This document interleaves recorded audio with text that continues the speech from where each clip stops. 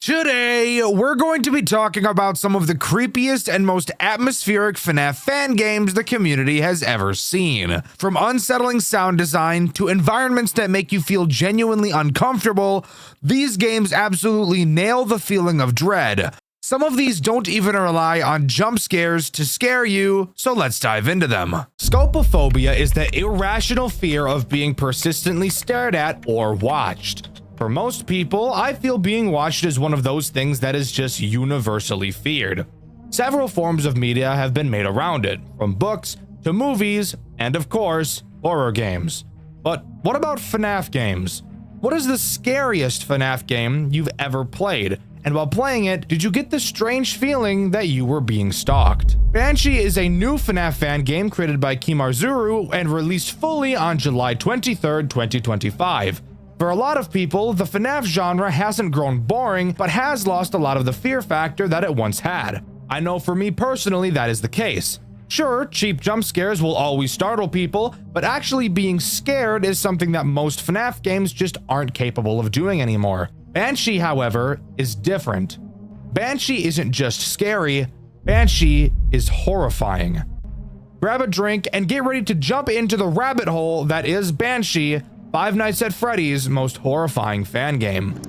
Banshee is a game heavily inspired by the original Five Nights at Freddy's Pizzeria Simulator, mainly taking inspiration from the night sections of that game, wherein instead of beating the night by surviving, you instead have to complete multiple tasks, making the length of the night dependent on you.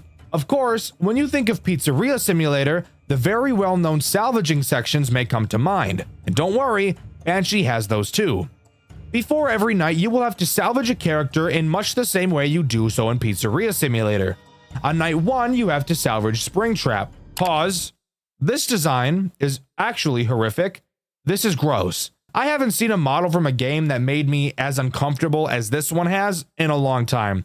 And trust me, they only get more grotesque and uncomfortable as we follow the White Rabbit. To salvage a character, you must first play an audio cue from the tape player in front of you. You can hold up the milligauss,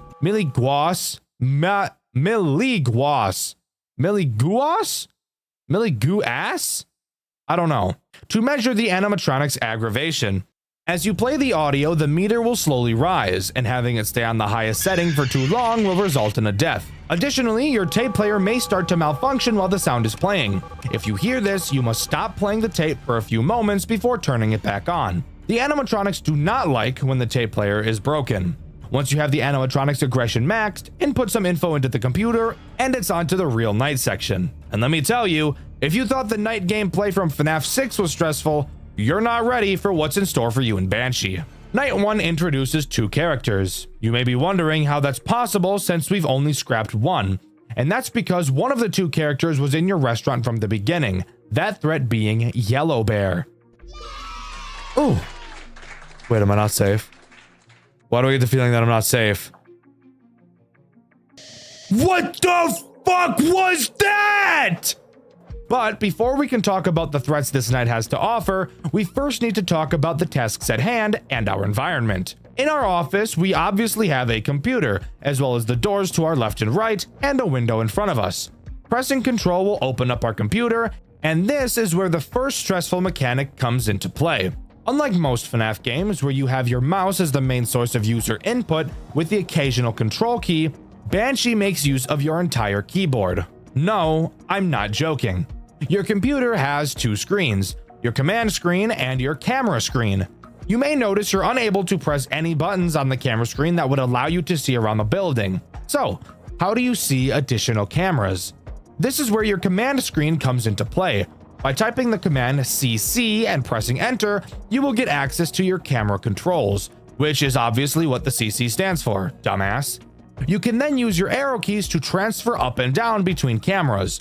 No, you cannot use your arrow keys if your camera controls are not up, which means if you're working on something else like a task and need to check a different camera, you will need to type in the camera control command and then start sifting through the cameras. This is obviously stressful as fuck for a number of reasons. On later nights when things begin becoming more hectic, if you're not a fast typer or you can't remember where the keys on your keyboard are without looking, then this will pose a very obvious problem. I mentioned your tasks. What are those exactly?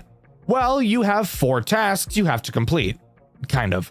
You don't actually have to complete any tasks to beat Banshee, as there still is a 12 to 6 a.m. timer. So, what's the purpose of the tasks? And to be truthful, the answer is that I don't really know. At the end of each night, it tallies how many tasks you've completed, and that seems to have something to do with how much money you get. So I'm assuming that the only downside is not having money for your tycoon, which is needed for the true ending. But there may be another reason I'm unsure of, and the wiki is no help. Anyways, back to the tasks. Task number 1 requires you to look at 2 items that are going to be shipped. You will have to check if both sides are identical. If they are, type Y and press enter, and if they don't match, press N and then enter. Do this 8 times and the task is complete. But if you ever mess up, you will have to start back from 0.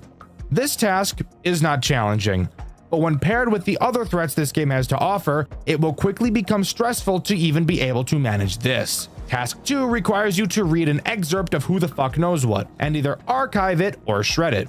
To keep it simple, if it's good press, archive it. If it's bad press, shred that bitch. Task 3 involves sitting on your fat lazy ass and waiting for a code to decipher, and then inputting the numbers and pressing enter. Task 4 is much the same, but instead of numbers, it's arrow inputs. And that's all the tasks, which means we can start talking about the threats that this night has to offer. The first of which being the one I mentioned earlier, Yellow Bear. While you never really actually see him, he does still attack you. Throughout the night, you will be able to see posters, drawings, and books around your office that start to change to say "it's me." If too many of these anomalies occur, Yellow Bear will appear and kill you. In order to make these anomalies go away, you will need to look forward, not have your computer on, and close your eyes for who the fuck knows how long. When you open them back up, they should be gone. If they're not, close your eyes for longer next time, dumbass.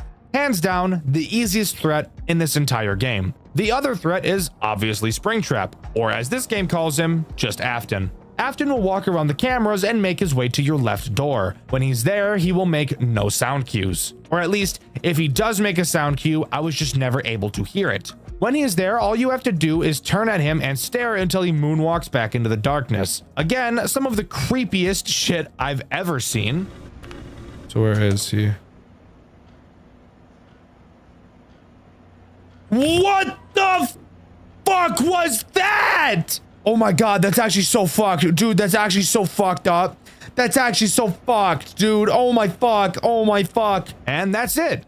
Either by completing all the tasks or surviving until 6 a.m., the night will be finished and we're safe to move on to night 2. Now, before we do that, this is where I should probably talk about the tycoon section of this game, but that whole pile of bullshit will be saved until later, because in my full playthrough, which you can see on my second channel, Dxtr Black, I butchered the tycoon sections so fucking horribly, you have no idea how badly I fucked them up. So I'll just save that for later. For now, we move on to Salvage 2.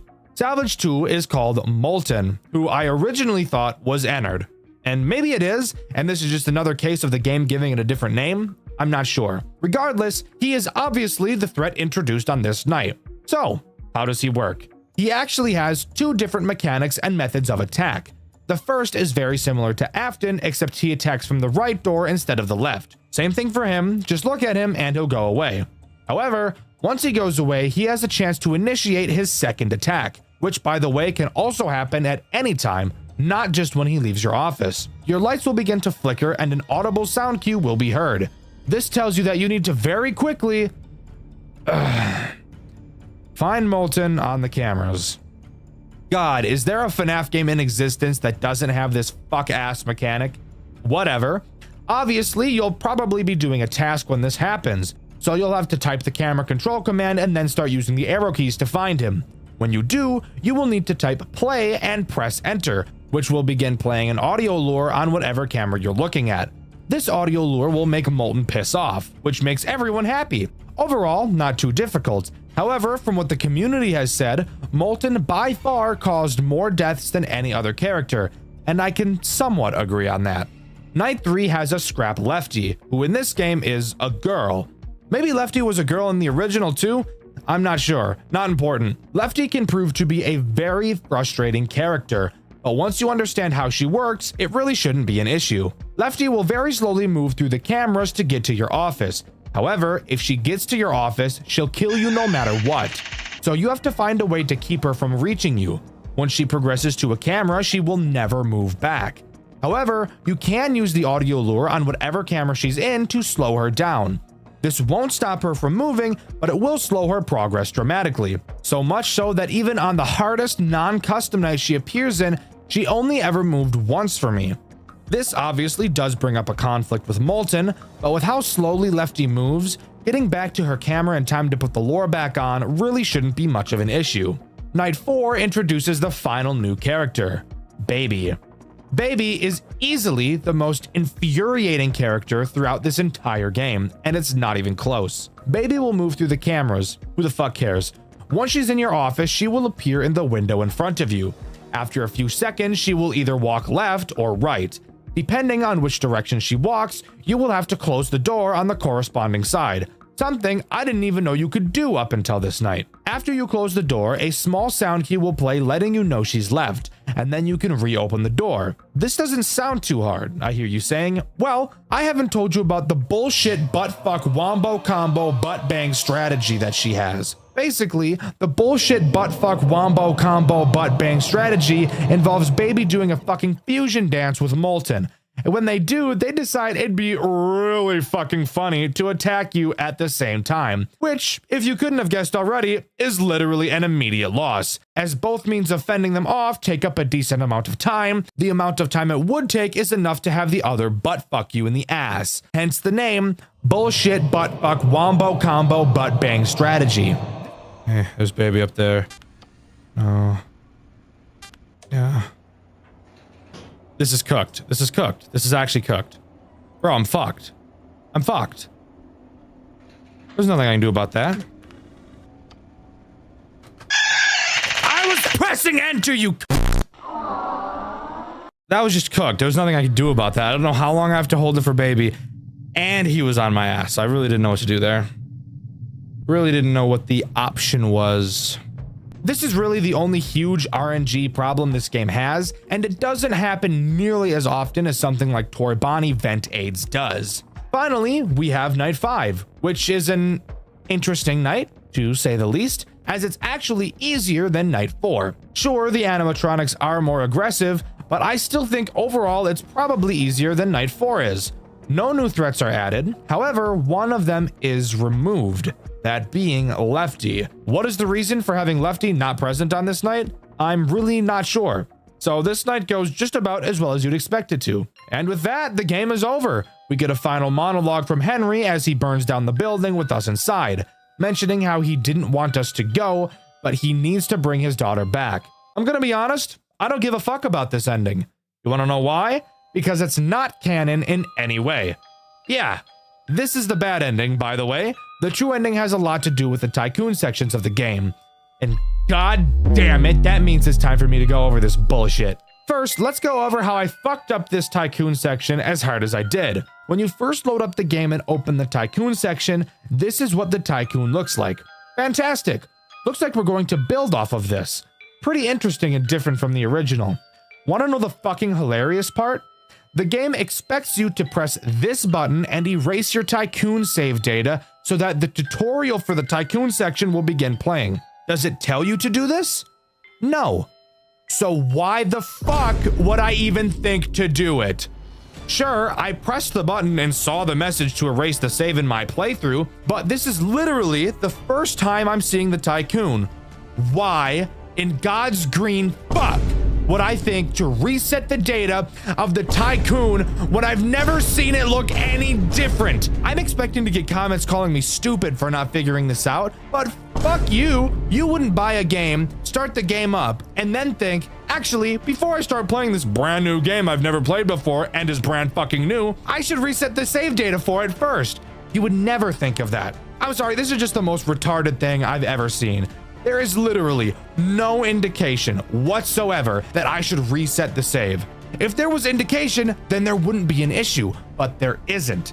I'm just shown the tycoon and that's it. But hey, let's just relax for a moment and pretend like this part of the game actually makes sense. What exactly do you do? Well, you obviously go through the tutorial and learn how to play the tycoon, and then can get to building. And then from there, it's just Pizzeria Simulator. buy things from the catalog, and add them to your pizzeria to get points and level up. Fantastic! Completing the tasks during the nights will give you the money you need to buy more in the tycoon sections as well. Fantastic! Now, after completing night 1 is where the game starts to get a bit interesting. On the main menu, after completing night 1, you will see this big red box. Clicking on it will reveal a statue of a Banshee. Turning it to its side will reveal a note describing that you need to look northwest to find a key. Wait one night and look again to find a door, presumably that the key would be used in. Going to your tycoon and scrolling all the way northwest, you'll be able to see a small red dot. Clicking on it will reveal a golden rose, which is presumably the key that was referenced in the note. Now, pause. I'm going to complain here again about how I fucked this up so badly. I had no idea that the map could be scrolled. Why? Because I was never taught in the tutorial, and I never saw the tutorial for reasons explained earlier. However, what I did do was click around the top northwest corner of the screen looking for this key. Clicking the big sign reveals a very dark red screen with some random text that'll become important later. So, this leads me to believe that this was the thing northwest that I was supposed to see. I thought I was doing the right thing. This series of coincidences is actually insane. Sure, there's no literal key here, but that led me to assume that the key was a metaphor for something else. Now tell me, would it be unreasonable for me to suspect some kind of retarded metaphor from a FNAF game? I don't think so. But whatever. After beating night 2, if you go back to the tycoon and press the red dot again, you'll see a golden pillar. Altar? I don't fucking know what this thing is. You can place the rose you got from the previous night there, which reveals a drawing of the marionette. The same drawing that you can see in your office above your computer. During night 3, if you click the marionette poster, you'll see what I believe to be a chair and a clock. I think. I have no idea what I'm looking at. You can push the chair underneath the clock and the pendulum of the clock will fall. You can then collect the pendulum. You will then get kicked out of the night back to the title screen. Clicking on the red box again will show the statue once more. You can then take the pendulum and place it into the stomach of the statue. Seriously, don't read into this too much. This is some fucked up Awoni type puzzle. Don't read into it, just accept it. After completing night 3, if you click the red box again, you'll get a cutscene. In it, you'll see clouds parting in the sky and a code appears behind them, along with the text, "The safe." Then you can go into your tycoon, and instead of typing tycoon into the directory, you can type clown, which will start up a remake of the clown minigame from Pizzeria Simulator. You can also play the ball pit minigame and Midnight Motorist. As I'm sure you could have guessed, the Midnight Motorist minigame actually serves some sort of importance. This minigame plays a lot differently than the original. It's a text-based adventure rather than a side-scroller. In it, you can walk around a forest and look at trees, something you all have never done before. Searching some of the trees, you can find a pendant. Walking to a lake, you can find an old man fishing. This person is who I assume to be Old Man Consequences. If you talk to him, he'll tell you the story of a girl who found a rabbit. The rabbit eventually dies and her father gets her to bury it. Later, she digs up the corpse only to find that the rabbit's fur had turned yellow. Oh my god, guys! Like Spring Bonnie, do you get it? Can you fucking believe it? Oh my god, I'm gonna bounce up and down, dropping my cheeks and testicles all over my desk! Oh yeah, you can also give the old man the pendant you found and he'll say that it belonged to her. Looking in some more trees, you can find blood-stained glasses. If you bring them to a man by a house, he'll tell you that they were your brothers. After beating night 4, you should be able to buy the safe item from the tycoon. We'll get to that later. Clicking on it will prompt you to type in a code. Typing in the code we saw in the cutscene earlier will open the safe, revealing a picture of a locked gate inside. After buying everything else in the Tycoon section, if you load the original version of the Tycoon and click the logo, you'll be sent to the gate. If you've done everything correctly, clicking on it will spawn you onto a boat. On the boat, you're told a story. Once again, I assume this story is being told by Old Man Consequences. He tells the story of Charlotte, Henry's daughter, the girl who was pushed outside of the pizzeria in the rain and left outside where she was later found dead. The story is abruptly ended by the line, "She isn't there anymore, Henry." Finally, if you've done everything properly and at the right times, when you enter night 5, the puppet will be present, likely being the reason Lefty isn't there. The puppet acts as this game's final boss. So let's quickly go over her mechanics. The puppet can appear in any of your 2 doors. When she does, simply close the doors and she'll go away. Additionally, she will play a laughing sound cue. When she does, you must find her on the cameras and stare at her until she leaves.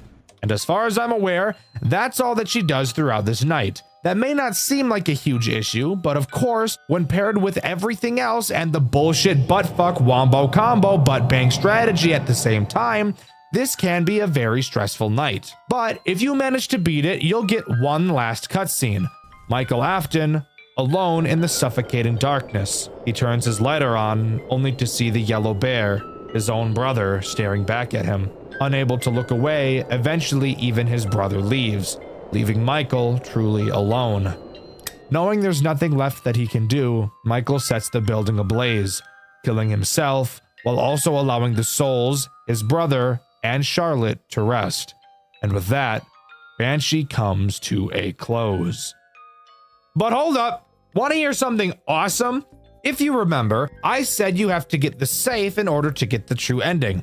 Well, I was chatting with the owner of the FNAF fan game wiki, City, and he told me that it is literally impossible to get the safe on your first playthrough, as it isn't possible to get enough experience to get to level 5. Since your tycoon save and your game save are separate from each other, you can restart the main game and still save your tycoon as it was, making it possible to reach level 5 and buy the safe on the second playthrough. I personally think this is one of the stupidest things I've ever seen. Forcing someone to play through the entirety of the game twice to get an ending is insane. Yes, I'm aware New Game Plus is a thing, and yes, I hate New Game Plus as well. But aside from that, this game is truly fantastic. From the visuals, to the gameplay, to the atmosphere, and of course, the amazing retelling of the FNAF 6 story, I think it is easily one of the best FNAF games of recent times, if not ever. Easy S-tier game, and I would highly recommend it. This game does such a perfect job of bringing the fear to this series that I feel it really needs. The story of Five Nights at Freddy's is grim, and the game should amplify that, not take away from it. Being overwhelmed, not necessarily something as we people look for in life. There are a lot of things people like to do that don't really make sense to me. Some people like to go cliff jumping or skydiving, something to give them an adrenaline rush, and while I myself would never do it, I can at least understand how that could be appealing. You want to know something nobody ever wants though? To be overwhelmed. This is the reason why a lot of max mode challenges can turn a lot of people off, and the same reason why I have no interest in trying out Hopeless Pursuit. For the love of God, please stop emailing me about Hopeless Pursuit, I'm not doing it. However, recently I found a FNAF game that is one of the most unique FNAF experiences I've ever played, except there was something very interesting about it. It has to be one of the most overwhelming Five Nights at Freddy's games I've ever played. This is probably going to be a long one, so sit back, relax, and let's talk about Next Week at Freddy's.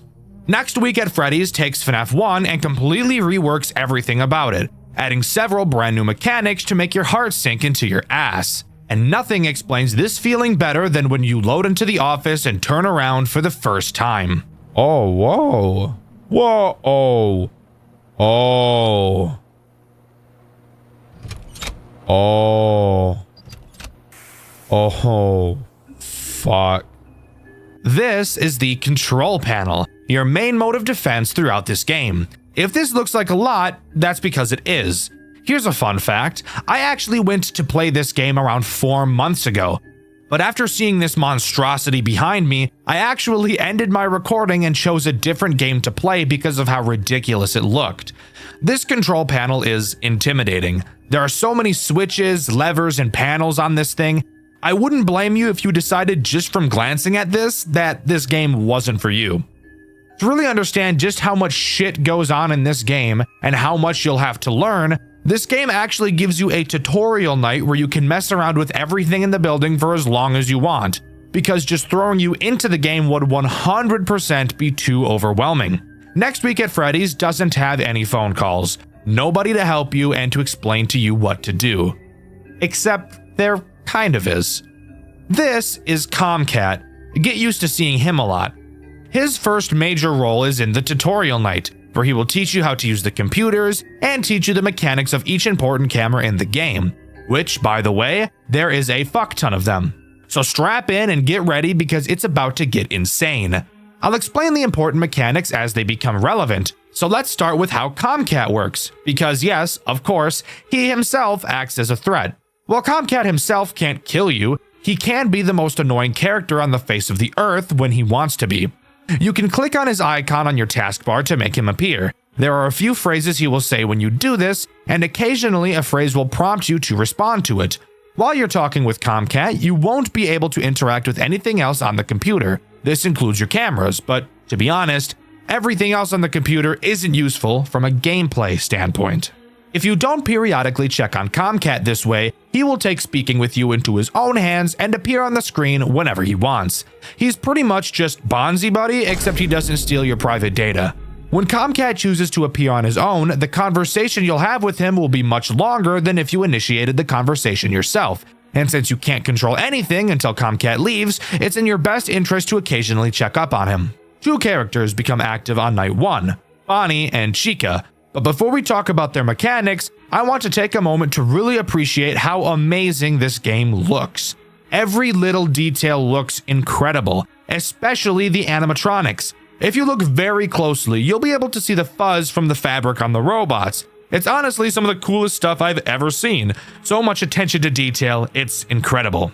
But now we can talk about how Bonnie and Chica work. And trust me, these guys do way more than what they do in the official games.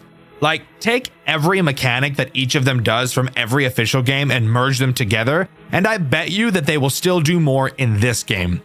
I told you it was overwhelming, so let's get into it. Let's start with Bonnie, since he's usually the baseline, basic FNAF character. The character that should be simple to understand and should pave the way for more interesting mechanics to form off of it in later animatronics. How much could he possibly do?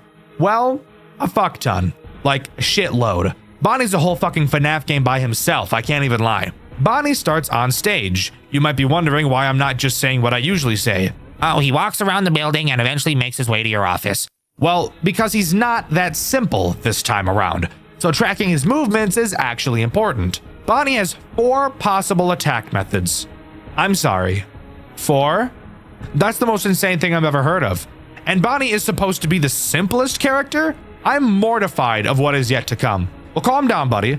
Let's go over each possible route that Bonnie can take, starting with the most basic one, heading to your office. This one is simple. Bonnie will walk to your office, appear in your window for a while, and eventually walk into the doorway where you can really see how fucking hulkingly terrifying these robots are. I know that FNAF 1 animatronics are like 6'9" or something like that canonically, but no FNAF game has really shown that off in a way that is meaningful. Seeing the animatronics in the doors in this game is actually kind of scary. Obviously, just close the door and you'll be a-okay. However, do keep in mind that the animatronics in this game like to sit at the door for approximately 12 years, so that's fun. Bonnie's next means of making your life miserable is through attacking the compressor room. What the fuck is the compressor room?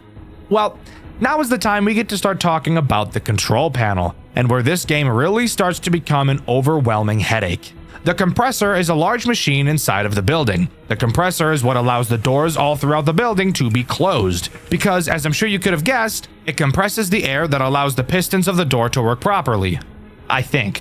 I don't know, I'm not an engineer. If any engineers are watching, explain how wrong I am about compression and pistons or whatever the fuck in the comments. Thanks. Bonnie will try to enter this compressor room through the hallway camera right before your office. You will have to use the control panel behind you to remotely close off the door to the compressor room before Bonnie gets the chance to enter.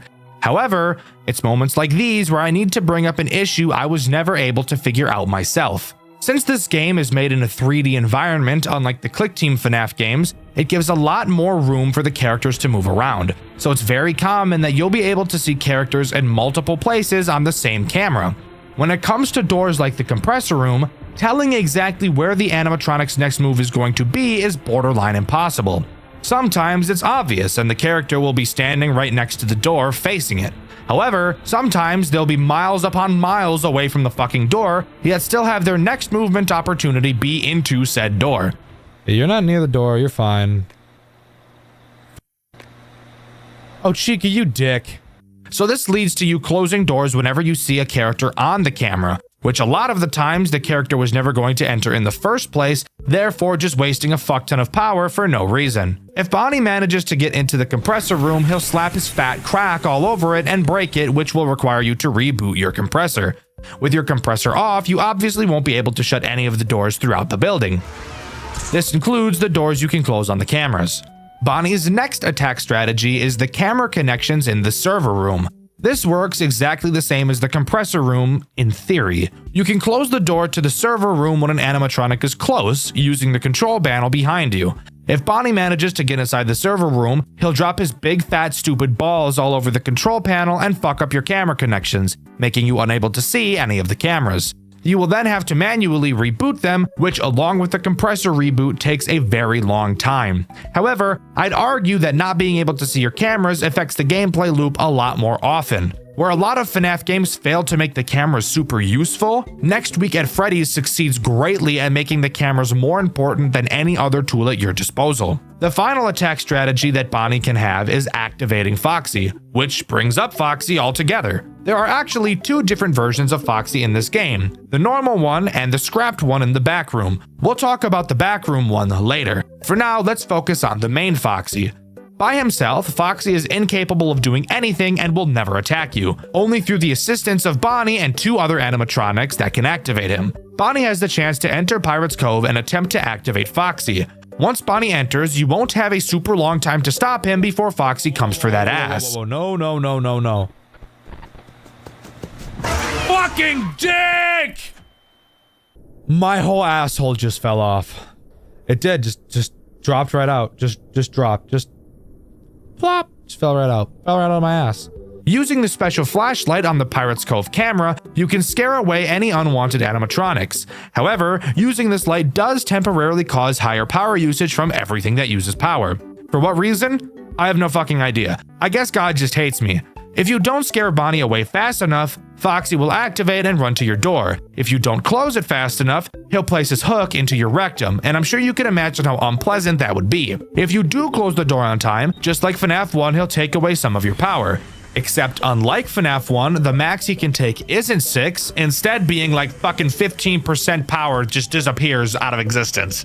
So really make sure you're watching that Pirate's Cove camera. Whew. There, a couple of pages into the script, and I'm finally done talking about the very first character in this game. Isn't that awesome? Now it's time to talk about Chica. Chica also has 4 different ways to attack you. Isn't that just fucking awesome? Luckily for us, 3 of the mechanics are identical to Bonnie. Obviously, Chica can attack your right door. She can also try to fuck up your cameras using the server room, and she's one of the other characters that will attempt to activate Foxy. However, I have noticed that it seems like Bonnie will attempt to a lot more frequently. However, that may also just be because Bonnie's AI value is typically always higher than Chica's is. The new mechanic that Chica adds is pretty similar to Bonnie's compressor attack, except Chica will attempt to attack your power grid. When you see her near the power grid door, you can obviously close it using the control panel behind you. If she manages to get into the power grid room, she will literally just shut off the power to the entire building, and you'll have to reboot it, which takes quite a long time. The power being turned off is undoubtedly the most dreadful situation you can be in. Not only does it require you to wait a billion years for your power to turn back on, but the power being turned off also turns off the compressor, meaning that after you wait forever for the power to turn back on, you then have to wait forever again for the compressor to turn back on. And on top of that, at the start of each night, you have to boot up the cameras, which takes time in and of itself. So of course, when the power is cut, you'll have to reboot the computer as well. Oh yeah, and don't forget to be checking on Comcat frequently or he'll waste even more of your time. Geez, Dxtr, this sounds pretty complicated, and we haven't even introduced everyone yet? Exactly. We still have a lot more to talk about. But if you want to feel a little bit better, the lower the character's AI, the less likely they are to make the most effective choices, meaning that on night 1, most of the movement will be Bonnie and Chica trying to disable your cameras. I personally didn't have them come to my doors on night 1 at all. Night 2 doesn't add anything new, it just increases the AI of Bonnie and Chica, so chances are you're going to be seeing at least one of them at your door on this night. However, I will be taking this time to talk about what I feel is this game's biggest flaw: time. The nights in this game are long as fuck. I'm talking super fucking long. However long you think they are, they're longer. Most typical FNAF games now will have a real life second equal 1 in-game minute, meaning that most nights in FNAF games are 6 minutes long. I feel this is a good length for a night, just dividing the in-world night time in minutes by 10. However, Next Week at Freddy's thought it'd be really funny and a little bit quirky to make each in-game minute 2 seconds in real life, meaning that each night in Next Week at Freddy's is a whopping 12 fucking minutes long. Are we serious? I guess I get it. The animatronics move pretty slowly to give you time to properly search for them on the cameras. But 12 minutes? I think I'd rather swallow a grenade and die, thank you. Like, I still beat the whole game, but god damn, losing when you're 11 minutes into a night will really make you question how violent of a person you actually are. Now, something interesting happens after beating night 2. We get thrown into what this game calls nightmare segments. Think of them like this game's version of a post-night minigame, except this time there's actually way more to do and it isn't mind-numbingly boring. Well, okay, the first one is. During this nightmare segment, we wake up in the back room of the restaurant. Is this actually happening or is this a nightmare? I'm not 100% sure, but I'm leaning more towards it being a nightmare just because of the name of the segment. We wake up on the floor and notice that the door is closed and we're stuck inside. We say that someone will surely come to find us, and without even standing up, the nightmare ends. Again, I told you the first one was boring, but they will only get more and more interesting from here, trust me. Moving on to night 3, once again, nothing new is added. The AI of Bonnie and Chica are just increased. But you really have to think, with how many different ways each of them can attack you, and how overwhelming the game's system as a whole is, this is still enough to make each night feel significantly more difficult than the last. Moving on to the second nightmare segment, we're finally able to stand up and really get a good look at our surroundings. The room is very small and very cramped, which would give any normal person a feeling of claustrophobia. We pick up a flashlight that barely does a goddamn thing and start to explore for an exit. It's at this point where I noticed that these nightmare sections would be my least favorite part of the game because of the horrendous mix of both motion blur and horrific head bobbing. But that's really besides the point. We eventually notice a door and recognize that it's just like the one in the office. However, the lever that controls the door is missing. We find it on a desk, but before we can attach it to escape, a throbbing pain comes to our head and we pass out. Night 4 is where we get to talk about the new and final threat this game has to offer. But don't let that fool you, because this threat is a big one. A big stinker. A poopy head for all of you elementary schoolers out there who really shouldn't be watching my channel. Night 4 introduces Freddy, and let me tell you, he's got all the tricks up his sleeve, and he's ready to flatten you like a pancake and fold you like an omelet. Freddy can literally do everything, and he moves faster than the other animatronics, so needless to say, he's going to be the one that grabs a clump of your rump and doesn't let go like a snapping turtle. Not only can Freddy take all 4 of the paths that Bonnie and Chica can take, those being fucking the compressor room, activating Foxy, killing the power, and disconnecting your cameras, he can also attack either of your doors, and there's also something else unique to him that he can do. Remember how I told you that there are 2 Foxies in this game? Yeah, Freddy fucks around with the other one. Scrapped Foxy is present in the back room. The only other character who will enter this room is Freddy. And be careful, because sometimes seeing Freddy on this camera can be pretty difficult, as he has the habit of hiding in the shadows. When you see Freddy in the back room, shut the door to Scrapped Foxy's room using the control panel behind you. If Freddy manages to get inside, he will send Scrapped Foxy to your office. However, unlike normal Foxy, Scrapped Foxy can attack either of your doors. I personally have no idea how much power he takes away when he pounds on your door, as I'm a fucking god gamer and never had to deal with him. It is a mistake I will not make again. Uh-oh. Okay, let's talk about this. I had that fucking door closed when Freddy was in there. Which, by the way, you can see my epic FNAF scales on my second channel, Dxtr Black. But once Scrapped Foxy pounds on your door, he'll break in the hallway where he won't reactivate for the rest of the night. And from here, nothing else actually gets added to the night sections. Each night just gets more and more difficult. Now sure, there aren't a lot of threats that can happen at the same time, but the reason why this game is so overwhelming is because of how much you have to remember. You have to know where all the characters are. You have to understand how each mechanic works, and you have to be able to control your nerves during all of this for 12 minutes straight and barely pass each night due to almost running out of power because these animatronics camp more than a fat Call of Duty player. Oh, hi, Chica.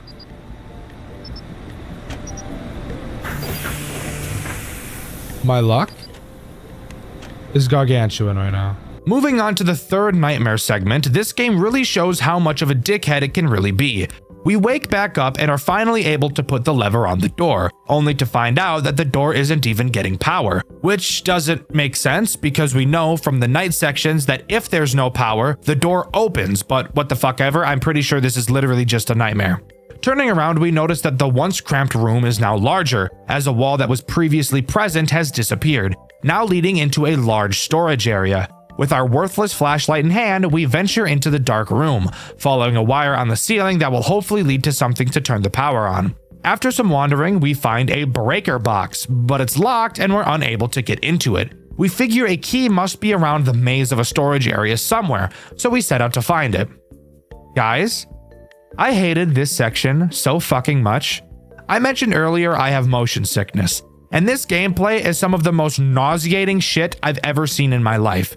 During my playthrough, which you can watch over on my second channel, Dxtr Black, I spent a pretty decent amount of time looking for this key, and I couldn't find it. With my head pounding and really just wanting to wrap up the video, I looked up a walkthrough just to see where it was. I went to the location where the guy in the walkthrough found it, shout out to Indie Fuel by the way, only to find that the key wasn't there. The key spawns in a random location, so you can't look up where it is. I now had to spend who the fuck knows how long wandering around with the feeling that my head was about to implode looking for a key the size of your ball sack. However, eventually I did find it and I used it to unlock the breaker, only to find out that all we unlocked was another fucking lock. God damn it! Are you serious? This is not a thing that has ever existed. Now we have to find a 4-digit code in this fucking hellhole. This is by far the worst nightmare segment in the entire game. It is ruthless. At first I thought, oh, let's just try the classics. You know, 1987, 1983, but nothing worked. So I assumed that I had to go find the numbers somewhere. I checked the walkthrough, and of course, the code is randomized. Amazing. After once again, who fucking knows how long, I wander back to the breaker, only for the game to then tell me that I should listen for clicks on the correct numbers. Are you fucking me right now? Why did you not tell me that when I was guessing codes before? Why did you wait so fucking long to come up with that? This game hates me. This game is pulling my hair and just plowing the shit out of me like I'm a dirty little slut. But whatever. We input the code and flip the breaker switch, and as we're walking back to the door to try and open it, we once again pass out. I guess that's what happened when you're just fucked for hours upon hours at a time. You get so tired you just pass out. Fantastic. As I've said, Night 5 doesn't add anything new, so we can just jump right back into the hellhole that is these nightmare segments, where the same 15-second ambience loops forever right in my fucking ear when I already have a goddamn headache. Once again, we wake up and walk back to the door to see if we can open it. We flip the switch, and for fuck's sake, something's wrong with the compressor, so we have to go try and find something else. Now, I'm not sure if this next part was just a me thing, so for anyone else who has played this game, let me know if this next part happened to you. We're told literally nothing of importance. The only thing our character states is something along the lines of, "What am I going to do now?" And that's all we're left with. So my first thought is something along the lines of, oh, I just need to look for another who the fuck knows what. So I did just that. I wandered around the storage area looking for something I hadn't seen before. Who can even say how long I was wandering around before I eventually found what I was supposed to find? Directly next to the original room that we were in at the beginning of the nightmare segments, another wall miraculously disappeared, and that's where we were supposed to go. That wouldn't even be a huge problem if I could fucking see anything at all, but it's so fucking dark. I can't see my hands. It's so dark I can't even think, which I know doesn't make sense, but fuck it, here we are. Entering this new room, we see a bunch of pipes on the wall. We know the power is on, but figure that there's a generator somewhere that hasn't been turned on, because it wouldn't be a horror game if you didn't have to turn on a generator at some point, now would it? After wandering down a hallway that probably took me 20 minutes to find because I couldn't see a fucking thing, we stumble into the room where the generator is. We power it on and promptly pass out once more because of how loud it is. I'm sure you could guess, nothing new of note in Night 6, just really fucking hard. In the final nightmare segment, we wake up once more. We walk back to the pipes only to find that a bunch of gas, or air, whatever the fuck, is leaking out of them. So we have to find something to close the valves, which means I get to play another game of walk around aimlessly with a headache looking for a randomly generated tiny object when I can't see a fucking thing. After a long time searching, we find a valve. We then have to take the valve back over to the pipes and figure out which of the billion of them to close off. At first I thought, let's follow the pipe that leads to the door we're trying to open. So after following the completely unconventional and nonsensical twists and turns of the pipes, I found the one that went to the door. Placing the valve in that pipe, I tightened it and it caused the valve to shoot out at Mach 1000 and land who the fuck knows where. So you know what we get to do now? Play another game of walk around aimlessly with a headache looking for a randomly generated tiny object when I can't see a fucking thing. After finding it lying on the fucking ground, I decided fuck it, I'm just gonna brute force this one. And to my luck, the pipe I chose to put the valve in next just so happened to be the correct one, thank God. Finally, we head back over to the door and try to open it one final time, and finally it opens. We see a newspaper with some audio from a newscast playing in the background, explaining that an employee at Freddy Fazbear's burned down the building after reporting that the animatronic stalked him during the night. This employee is who I can only assume to be us. We were placed into a psychiatric hospital because everyone just assumed we were cuckoo bananas. We also find out that the owner of the restaurant, who in this game is called Jacob Fazler, retarded name, I should mention, has been arrested for killing several children, probably in reference to the typical FNAF missing children's incident. And of course, the co-owner, Marcus Reed, killed his daughter. Why did this game choose to give them different names instead of calling them William and Henry? I'm not totally sure. But with that, the main game of next week at Freddy's comes to a close. But this game's lore goes a lot deeper than what we've seen. I mean, seriously, the backstory of this game takes up an overwhelming majority of this game's own Wikipedia page. Throughout this game, you're able to look through the files on the computer while also doing things like checking the cameras. It's through these files where you can learn the most overwhelming bullshit you've ever been up against in your entire life. Alright, so let's break down the absolute shit show that is this game's retelling of the original FNAF lore. As I understand it, and with significant help from the wonderful writing of City, the creator of the FNAF fan game wiki. Seriously, I couldn't do this shit without you. No idea how you had it in you to write all this, but here's my shitty retelling. Next Week at Freddy's kicks off with Jacob Fazler and Marcus Reed, the two guys behind Fazbear Enterprises. They started cooking up the idea in the late 80s, and by October of 1989, they have brought the building that would become Freddy Fazbear's Pizza family restaurant. Jacob even logs all of his progress on the same computer in the office you used during the game, talking about buying the stage, wiring the rooms, and bragging about getting pneumoatronics to build the animatronics. He also casts the voices, Adam Burton as Freddy, Rick Ellis as Foxy, and Davey and Suzanne Paul for Bonnie and Chica. By 1990, the place is open. Business is booming, Jacob marries Nancy, she helps out in the studio, and soon they're running 3 locations. Everything looks fine, but Marcus slowly drifts away from the company, skipping meetings and distancing himself. In 1995, Jacob installs the infamous control panel in the office. You know, the fucking NASA dashboard of switches that's basically the whole reason this game is overwhelming in the first place. Then, life falls apart. Nancy dies, and that's never explained, and Jacob is left raising their daughter Lara on his own. Lara grows up around the restaurant but loses interest in it, and Marcus cashes out of the company entirely. Jump to 1999. Jacob gets a shiny $12 million offer from Sunbird Hotel Corporation to expand, and for the first time in years, he's motivated again. But in 2001, Marcus storms back demanding his old share. Jacob tells him, "Too bad, fucker, the deal's already done," and Marcus has a meltdown. He's literally dragged out by Adam Burton, Freddy's voice actor, and Marcus files a lawsuit, but the outcome is never revealed. And then tragedy hits. In June 2001, Lara is found dead in the storage room of Freddy's. 3 days later, Sunbird pulls their deal. Jacob's later logs get darker. He writes about hearing Lara's cries and feeling like she's watching him, angry. By 2002, he admits he's, quote, made a mistake. That mistake? Involvement in the deaths of 3 children. Not long after, Freddy, Bonnie, and Chica start moving in disturbingly lifelike ways, which, yeah, the model viewer pretty much confirms are the spirits of those 3 kids. Meanwhile, the employee chat logs on that same office computer show the slow collapse of the place. Staff complain about the animatronics walking around on their own, about creepy suits left lying around, about Jacob drinking and acting strange after Lara's death. Scrap Foxy briefly gets mentioned as this janky earlier version of Foxy. There's even a memo from Jacob banning guest mode after a balloon incident, and literally bolting the animatronics to the stage to avoid lawsuits. And as far as I'm aware, that's all Next Week at Freddy's has to offer.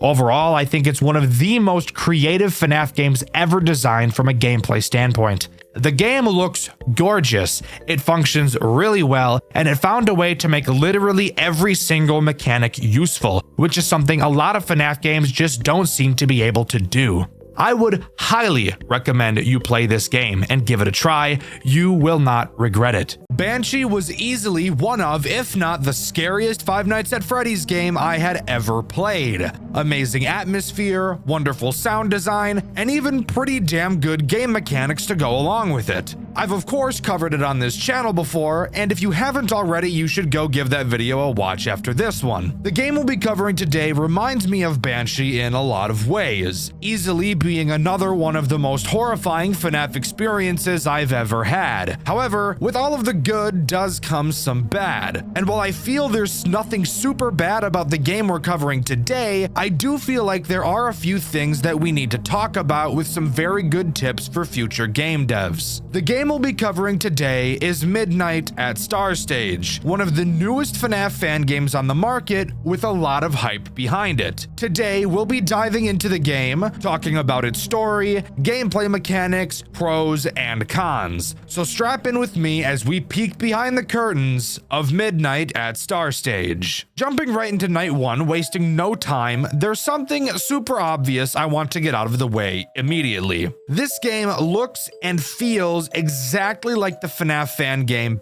Banshee, like I've already mentioned, and I can't lie, I love it. Absolutely, it's amazing. Banshee's atmosphere was one of the best out of any FNAF fan game I've ever played, and I feel like this game really lives up to that exact feeling. This game is horrifying. To our left and right, we have doors. However, both doors are completely different. The door on our left can only be used for as long as we're holding the switch. However, the door on the right is toggleable, which I actually don't think I've ever seen another FNAF game do. Sure, the original FNAF technically has toggleable doors, but they can't be toggled forever due to the fact that you have power. But there's no power in this game, so I just thought that this was interesting. Of course, we have our cameras, however, there is no camera map. Instead, we have to cycle through the cameras using W and S, which I thought was a little bit weird for controls, but that's not super important at all. This night introduces two threats, so let's talk about them and how terrifying they are. Let's start with the main character, Rocky, one of the most aggressive characters in the entire game. His goal is to get to your office, no shit, but his way of doing so is incredibly intense. Just like Foxy, he will sprint Mach 104 directly at your office, and the scariest part,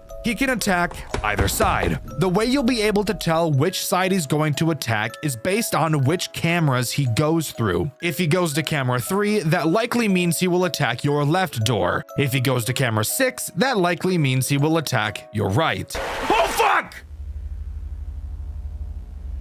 Now, when he gets to your door, all you have to do is close it. However, like I said, he is incredibly fast. And when he runs to your door, well, yes, he does make a noticeable sound cue. Just take a look at this clip and see how fast he really is. I don't know, dude, there's no fucking sound cue.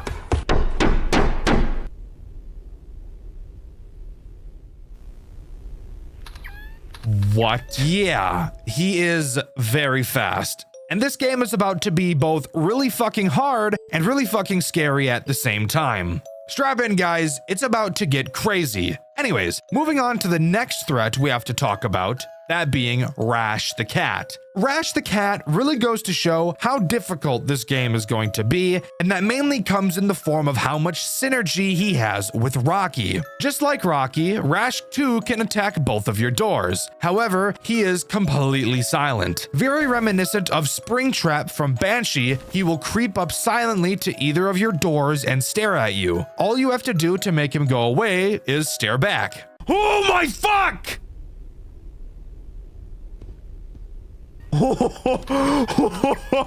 It's a costume. Why is it moving? We're about to be in for an absolutely wild ride, guys. These characters are terrifying. Some of the scariest I've ever seen, right up there alongside Banshee. I think it's pretty clear this game drew a lot of inspiration from Banshee, and I think that's great. They nailed the atmosphere, they nailed the character designs, and they even nailed the pressure that Banshee brought, and we're only in night 1. The synergy Rash has with Rocky is mainly with your right door. Since it's toggleable, the thing you'd want to do is keep it closed since the reaction time you need for Rocky is scary fast. However, since Rash is so quiet and makes no sound cues, it leads to you needing to keep that door open so you can constantly check for him. It's a small detail, but definitely one worth talking about. This game doesn't have a task-based completion system like Banshee, instead having the usual time-based one, which I want to be clear, I don't think is an issue. Sure, I love it when games try something new, but there's nothing wrong with sticking to the usual. I'm super excited to see what the rest of this game has to offer,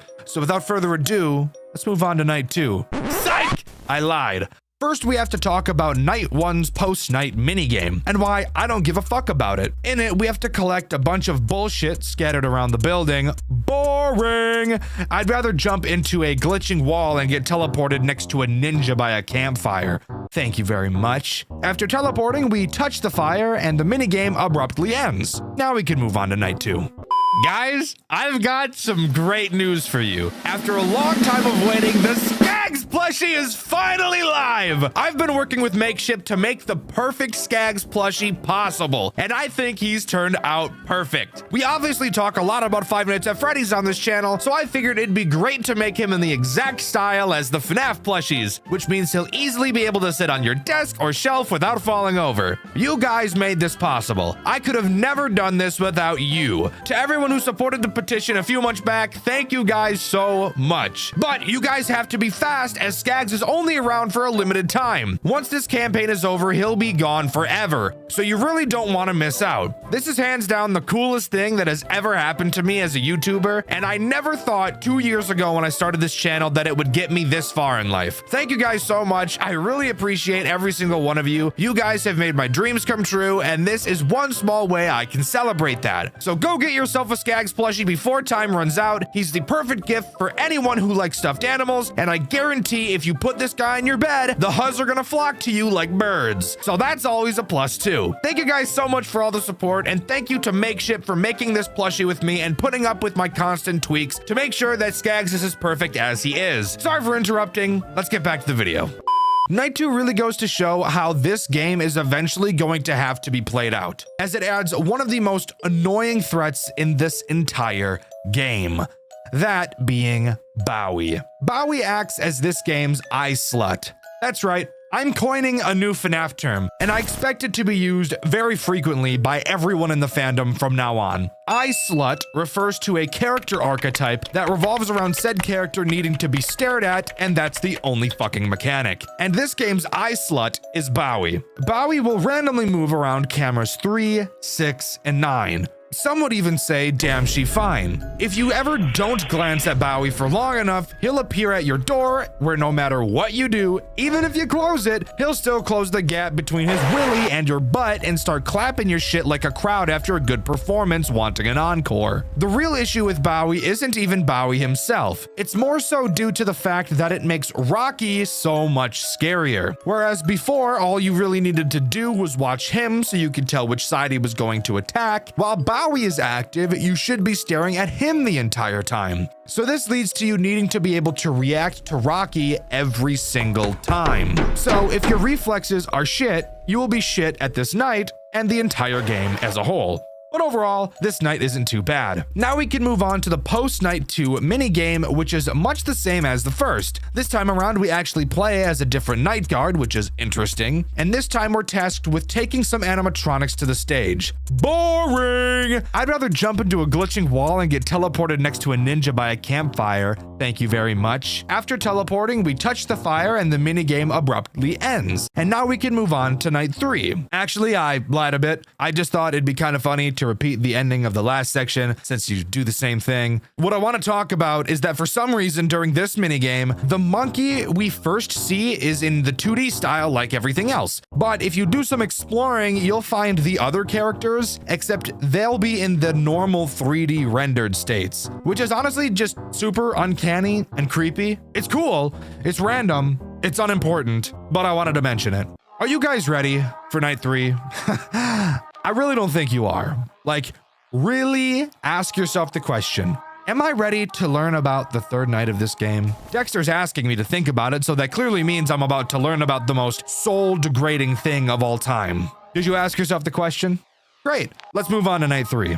Night 3 introduces a certain type of mechanic, a very common mechanic in FNAF games. Almost every single FNAF game has at least one of these, actually. And fun fact, this very mechanic was what spawned the most recent Dexter White song, Nintendo No. Go listen to it. It's on all streaming services, by the way. Is that enough of a hint as to what type of mechanic is slid into my butthole on this night? Well, if it's not, let me help you a bit. This night introduces a fucking monkey. I don't even want to do it the due diligence of saying its stupid fucking name. It's a piece of shit. In fact, it's the same monkey we put on stage in the last minigame. Monkey Dick has his own stage, and thankfully, he's nothing like Bowie, who requires me to stare at him all night. However, he does something arguably worse. Occasionally, at random, throughout the night, he will slam his cymbals together. And now, I want you to take a solid guess as to what it is we have to do after hearing these cymbals. Really think about it. What could this so far amazing game do to just really shoot itself in the foot like a soldier trying to get an honorable discharge? I think I've given you enough time to think about it. After Monkey Fuck smashes his cymbals together, he will teleport to a random fucking camera. God damn it, fuck me right in my rear. This night also introduces the ability to flash your cameras. So all you have to do is find the rape ass monkey and flash him to make him go back to his stage. I quite literally have no idea what makes these games unable to come up with something unique. Don't get me wrong, I think this game is fucking amazing, and this find them on the camera mechanic is nowhere near as terribly integrated as some of the other FNAF games I've played, but please, guys, stop doing this. My poor little heart just can't take it anymore. But aside from that, that's all this night adds. Now we can move on to the post-night minigame. In it, we're driving a car right after a beer. We can choose to hit some deer on the road, but the game would really prefer we didn't. Fuck the actual point of the minigame. We all know that there will be a glitch somewhere. And sure enough, at a certain distance, you will see a glitch. Bam down and you'll be teleported to the fire with the ninja. Touch the fire and the minigame comes to a close. I have no idea what this fire could be symbolizing. And yes, by the way, I know that this is most likely not a ninja, but I'm noticing while writing this that in my playthrough, which you can see over on my second channel, Dxtr Black, I actually never found the glitch in the first minigame. So now I'm dreading having to replay the whole game later. But that's future me's problem. And I don't give two fucks about future me. For now, let's move on to night 4. Damn. We're already on to night 4, huh? Shit, we're just busting through this game all willy-nilly style. Well, there's a new threat introduced on this night, and it's honestly, like, not even a problem at all. Something I'm noticing about this game is that while, yes, it's very scary, and that's awesome, the game is also, like, piss easy, which, don't get me wrong, I don't want it to be the hardest thing on earth, but it's like, you know, a little bit too easy. Anyways, moving on to the threat this night introduces, Floppy. Yes, I'm serious. Get it out of your system. I know it's a completely ridiculous name, but that's his name, and we love him just the way he is. And the way he is basically just a fucking statue. Floppy sits directly outside of your right door, and his mechanic is cool at a glance. Floppy is a weeping angel and will only move when your door is closed and you can't see him. So he directly synergizes with both Rocky and Rash. However, if you've seen my playthrough over on my second channel, Dxtr Black, then you'd know that the need to have this door closed at all times isn't really present, as you need the door open at all times to see if Rash is there. So keeping it closed at all times is actually just a pretty bad idea. And it's not even like Floppy moves at an insanely fast rate.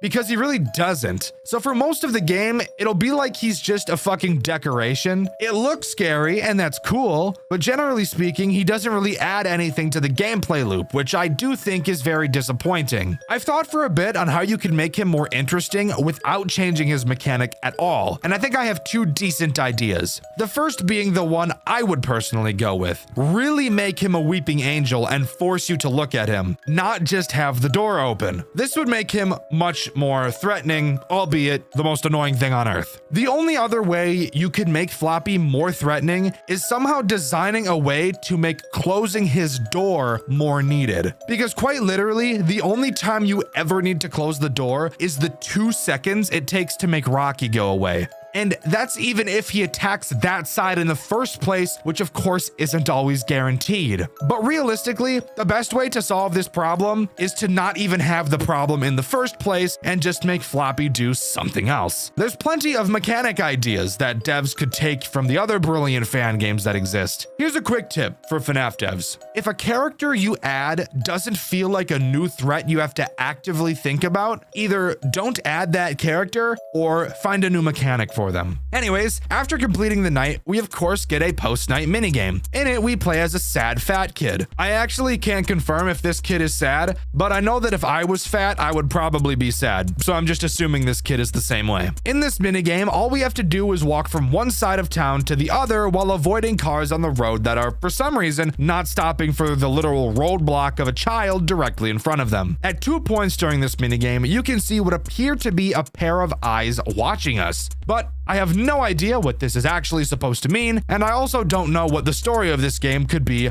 literally at all. Now, for the glitch, which this time around is completely unobvious. If you get all the way to the end of the map, what you're supposed to do is just touch the edge and you'll be booted to the menu. This is what I did on my playthrough, which you can see over on my second channel, Dxtr Black. There's blood leaking out of me, knowing that I'll have to go back and fix this, but whatever. If instead of touching the edge, you instead go all the fucking way back, really getting Tubby his exercise, and touch the edge next to where you started, which by the way shows no indication of being glitched, so this is just bullshit, then you will be teleported to the fire with the ninja, touch the fire, and we can move on to night 5. Night 5 introduces one new threat, and I'm honestly surprised that it does. Very uncommonly do I find FNAF games that consistently add a new threat with every night, and I honestly really appreciate this game for doing so. Albeit, both this threat and last night's threat are pretty lackluster. But before we talk about the threat this night introduces, we need to talk about this night's phone call. Because even though it's by far the shortest one, it easily is the most interesting we've heard so far. The phone guy just tells us that tonight will be our last shift, because the floppy suit almost killed the employee who was inside of it. So that's just based in Riz, I can't even lie. Anyways, on to talking about the threat that this night introduces. That being the fucking mouse that the game didn't tell me the name of, so that's just awesome. Mickey Mouse fuck-ass boy adds a mechanic that honestly might as well not even exist. I struggle to figure out whether I think the mouse's mechanic or Floppy's mechanic is more worthless to the gameplay loop. Dicky Mouse will randomly appear on whichever camera you're looking at. When he does, you won't be able to switch between cameras. To make him go away, all you have to do is flash the camera. So just press space and he goes away. That's literally it. He can only appear on the camera you're looking at, so it's not like you're ever going to miss him either. And he's also very forgiving with the amount of time you have to flash him. So really, if you die to this guy, you're just retarded or dead at your keyboard. I really wish I had more to talk about with these mechanics. Sure, I could sit here and complain and bitch and whine and say the mechanics make me want to do something to my penis that will damage it beyond recognition. But I mean, really, just look at the gameplay between night 3 and 5. Tell me if you see much of a difference. Spoiler alert, you won't. In fact, let's actually play a game real quick. Right here, I'm showing you 2 clips from my playthrough, which you can see over on my second channel, Dxtr Black. One of them is footage from night 3, and the other is footage of night 5. I want you to take a guess at which video is which. I'll give you a bit. Did you make your guess? Well, fuck you, because both of these clips are night 5. That's how similar they are. So while yes, it's cool that this game is adding more animatronics, I just really wish they'd do something that mattered to the gameplay loop, but they just don't. Anyways, after completing night 5, we don't get a minigame in the same way we usually do. Instead, we get a cutscene. A child is talking to his father. At some point, the child leaves and the father spots one of the mascots and goes to talk to it. Upon interacting with the fucking mouse, we get jump scared and he asks the dad if he needs anything, and the dad says no. So like, why the fuck did you even go up and talk to him in the first place? Either way, with that, night 5 comes to an end. Night 6 is not what I expected at all. Discover it for yourself. Now you see, I don't like that you're saying it like that. What do you mean discover it for myself? Easily being the most interesting night throughout the game, albeit still incredibly easy. Night 6 is a boss fight night with this fucking thing. What the fuck is that? Whoa! What the fuck?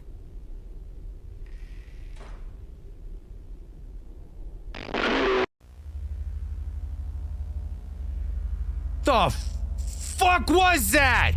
Tell me that wasn't the coolest and most terrifying thing you've ever seen in your life. So yeah, this is the final boss of the game. Do I have a reason as to why it looks like this or what lore significance it has? Literally fucking no. Not at all. But who cares, because he looks fucking sick. The way he works is incredibly easy. He can attack both doors. He works pretty much entirely off sound cues. He will be moaning throughout the entire night, which I will add is very gross, but I guess that's just what he's into, so I'm not gonna kink shame the poor guy. Whenever he moans, that tells you that he's moved. If you ever see him at your left door, all you have to do is hold the door closed. He will begin banging on it, so just make sure you hold it closed until he stops. If it wasn't obvious, all of the other characters aren't activated on this night, so you don't really have to worry.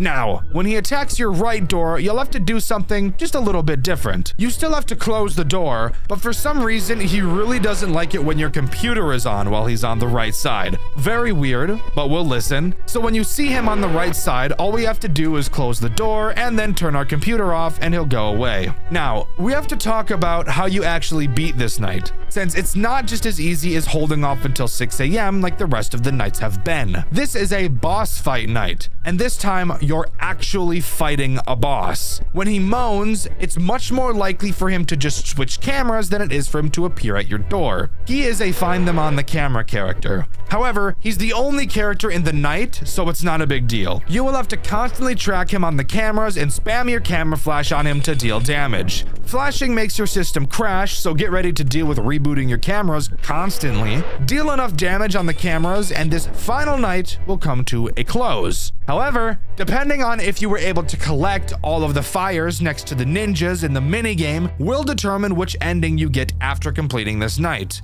After winning, the creature will force his way into your office like Graveyard Shift at Freddy's and kill you, wherein you get the bad ending. But who cares about the bad ending? The interesting ending comes in the form of collecting all of the fires from the minigames. Now, I'm not kidding about this. I promise. After you beat the night, the creature still kills you.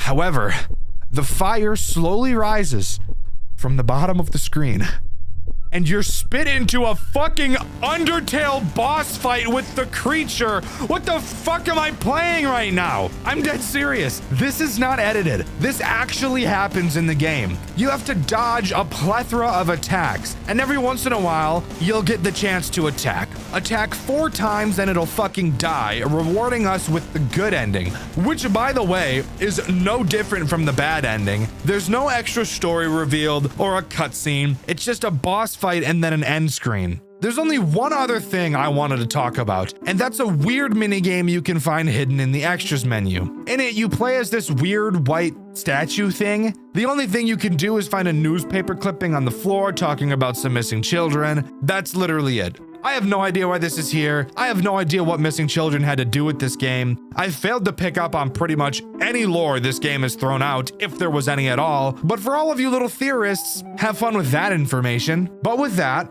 that's all Midnight at Star Stage has to offer. Overall, I think this game was terrifying. However, I feel like this game was heavily inspired by Banshee. And it was. It almost feels like the dev wanted to make Banshee, but didn't actually fully think about the mechanics of how the game would work. Don't get me wrong, this game looks amazing and it plays well, but the synergies with characters really just aren't there. And I have no idea what the fuck the Undertale boss fight was about, but it was pretty cool. What do you think is the most underrated Five Nights at Freddy's fan game ever made? A series that is so amazing you'd think it'd be talked about everywhere, but when you go to check, it seems like nobody has ever even heard of it. The game we'll be covering today is one of those games for me, and when doing research for this video, especially when talking about the lore, I found it incredibly difficult to piece it together because of how little information there seems to be about it. But rest assured, I think I've got it figured out. The game we'll be covering today is Project Readjusted, a FNAF fan game with one of my favorite stories of all time. Sit back, relax, and let's jump into this amazing trilogy together. First big change I noticed in Project Readjusted from most FNAF games is the way the phone calls were handled. Rather than having the phone calls take place inside the game, this game instead chooses to have us listen to the phone call before we even load into the office, instead giving us a still image to look at showing the characters we will be seeing on each night. I'll admit it's unique, however, I think I'd personally prefer to be able to mess around with the cameras, mechanics, and so on while the phone guy is talking, and just have to make sure nobody moves while that's happening. I feel that's a much better way to utilize the first phone call in a FNAF game. The first phone call doesn't give out any meaningful information, really just going over how the main character Buster works, but it's my job to explain the mechanics, so I don't think I'll be letting the depressed sounding Wei Ji do that for me.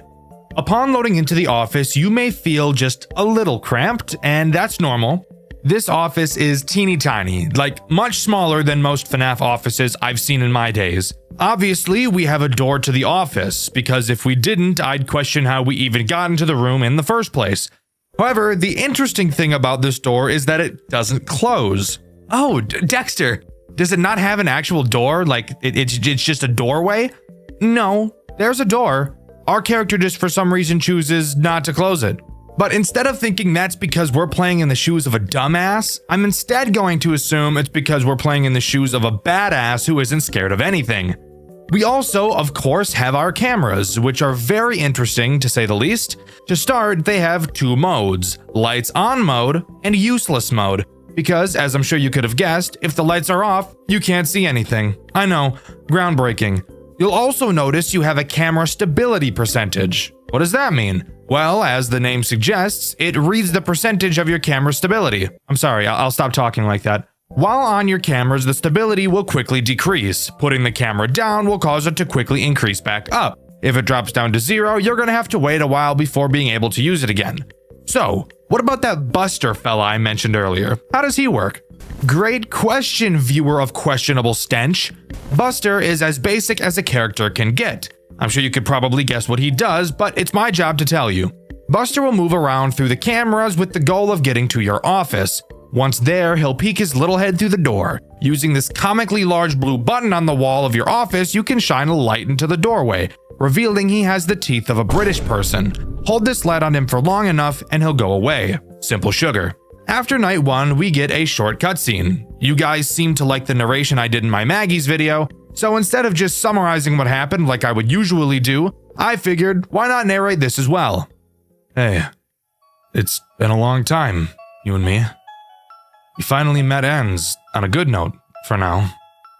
I'm only implying that our experience will be better. Now, there is something I need to tell you. I know I'm jumping to conclusions without explaining who I am, but bear with me. There is something inside this diner. Just maybe put on some type of gig to make some fool believe you to make them work here. Maybe that person will lure that thing out. I'll tell you more tomorrow, but for now, let's begin to go inside. Let's take the back alley, as it's less noticeable. Come along, we only have 5 days. Sounds like someone's trying to dupe us and use us as bait. That's not very kind, vaguely barbaric. But whatever, we're already working here. I guess it's just in our best interest to not die. Moving on to night 2, you can quickly take a little nap because the phone guy takes a billion years to talk about the new character this night adds, and ramble about some arcade machines. The new character added on this night is Old Buster. At least, that's the name that would make sense. However, this character's name is actually Redeemer. Quite literally, being an older Buster model, I can't quite wrap my head around why they chose to name him in the way they did. Redeemer makes use of your vents, something I've neglected to mention thus far. You can't really see it, but the vent is to the right of your office behind the door, so just out of sight. Redeemer does whatever he damn well pleases until he eventually decides to enter the vent. When he does, an obvious sound cue will play letting you know he's entered. Once he reaches your office, he'll dive in. When he's in your office, it's very important that you don't look at him. However, since the office we're in is so small, it may prove very difficult to just look away from him. So you'll have to be looking at your cameras while he's in your office instead. I guess Redeemer has the mindset of, if I can't see him, he can't see me. Stupid ass robot. This, however, may bring up a possible conflict. If your camera stability is too low by the time Redeemer gets to your office, it's safe to say that you wouldn't have a very good time. But luckily for us, at this point in the game, checking the cameras is entirely useless. So as of right now, this shouldn't be a problem. Hey, so I was looking around in these garbage bins and found a key. It's great, I know, the low effort put into protecting this place. Anyways, remember that idea I had, well, a few minutes ago? I got this one guy on my phone now. His name is Hayden Simmons. Pretty dumb fellow. I bet he doesn't even know of this place. Probably a high school dropout or a kid desperate for some easy cash. Well, now let's venture inside this establishment and set up an office for our buddy. So, we know the name of our character, Hayden Simmons. Too bad his name is one of the rhyming Aiden names, probably the worst group of names anybody could have. That's besides the point though. It seems like the building we're working in isn't even supposed to have an office. It's clear something sinister is going on here, but we don't quite know what yet. Moving on to night 3, I'm going to spare you the details and have us skip the phone call because he explains what the newest character does in an amount of time that could be an entire video by itself. Night 3 introduces Ned. Ned is ugly, like ugly as sin. He's got a face not even a mother could love. Booger-ah, boy. He will try to make his way to your office via the long hallway in the building. Unlike Buster, he isn't a complete dumbass, so the light trick won't really work on him. What will work on him, however, is the replace machinery button that I've blatantly and purposefully ignored up until this point, because explaining it earlier really wouldn't have made a whole lot of sense, now would it? Ned has multiple stages in the hallway. Every time you use the replace machinery button, he will go back a stage. I'm sure you can figure out how this works. Push him back, wait for the button to recharge, push him back again, keep him away from your office, which would in turn keep him away from your genitals. Whoopity-doo. However, this does bring up the issue of us needing to use our cameras now. So in combination with Redeemer, Ned could end up being a big problem down the road. Alright, sorry for keeping you waiting, but I had to run back to my car to get a battery for my phone. It's pretty low percentage right now, but it'll last now. Hayden says he'll be able to work next week, which is great. We'll pay him around $150 for his work, I guess. Maybe it's considered a scam to him, but I don't care. He just said he's not a fan of night jobs, but will do it anyways, and he'll play on his phone. That's gonna go down well. Anyways, let's head inside. The Wi-Fi better not be bad inside, I swear. Not much to note from this cutscene. We know we're getting criminally underpaid, and we know that playing on our phone really isn't going to be an option, which just makes me smile from ear to ear personally. Night 4 introduces 2 new characters. However, one of them serves to be more of an annoyance than an actual threat, so we'll talk about him first. Greg is a little asshole. Really, this game's Balloon Boy. Not because he has the same mechanic, except I lied because he kinda does. His main goal is to disable your light and leave you vulnerable to Buster. He'll slowly crawl across your office. You will have to click him multiple times to make him go away. If you don't, he'll park his fat ass on the button and prevent you from using your light. You might be asking yourself, Dxtr, clicking on him? How does the game justify that making sense? Perfect question. From the way the phone guy describes it, it's just poking him. So I guess this motherfucker's just the Pillsbury Doughboy. Ticklish ass robot. The other That's so fucking stupid. The other character introduced on this night is Glancy, what I feel is this game's most frustrating character. Glancy tries to get into the back storage room and just literally fuck up everything in the entire building. Rip wires, killing your lights and your camera. So obviously something you should want to avoid. The way you do so is very easy. Remember how I mentioned the cameras had two states, on and useless? Well, turns out I lied, as the useless mode actually isn't useless.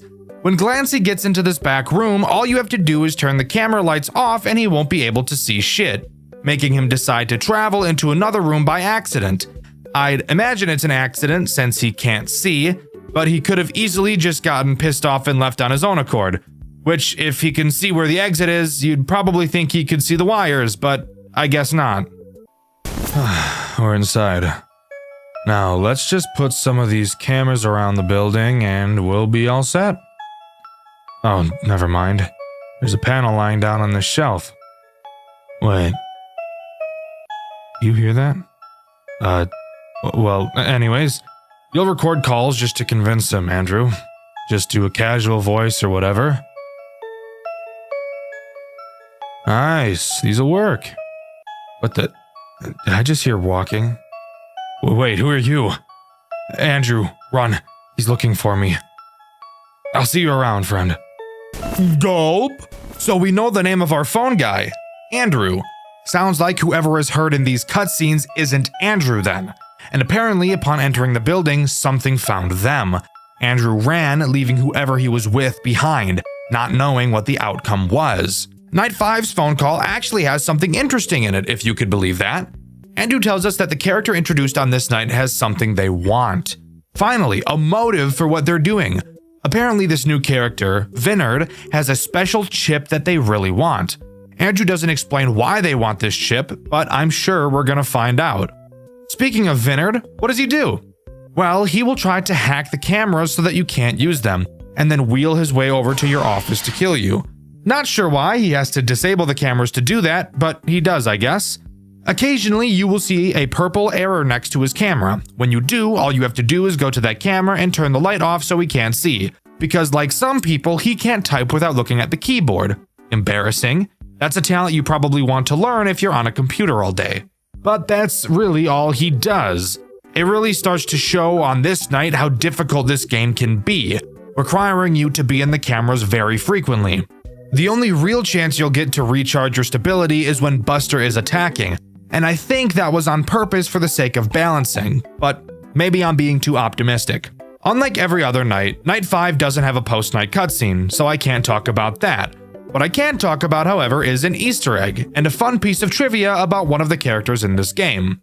After completing Night 5, you will unlock Custom Night.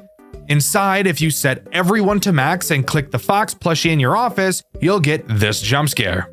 And if you're interested in something about Vinard, he's actually a character made by Mixlass, the guy that made Tyke & Sons Lumber Co. and Baby's Nightmare Circus, which I've covered on this channel before. Definitely go watch that video after you finish this one. And as a result of using Mixlass's character, Mixlass then used one of Mechless's characters in his game Tyke & Sons Lumber Co. Pretty cool if you ask me. But that is all Project Readjusted has to offer. Overall, I think the game is surprisingly mechanically complex for a first game, something pretty uncommon with fan games that take place in a series like this. But don't let the lack of lore fool you, as Project Readjusted has one of the most interesting stories I've ever seen, and it continues in Project Readjusted too. It's been so long since I've seen Matthew. He just disappeared. I must find him again. I have so many questions. I could possibly get answers from the new Buster's location. The location is currently being renovated, but they must need some kind of guard.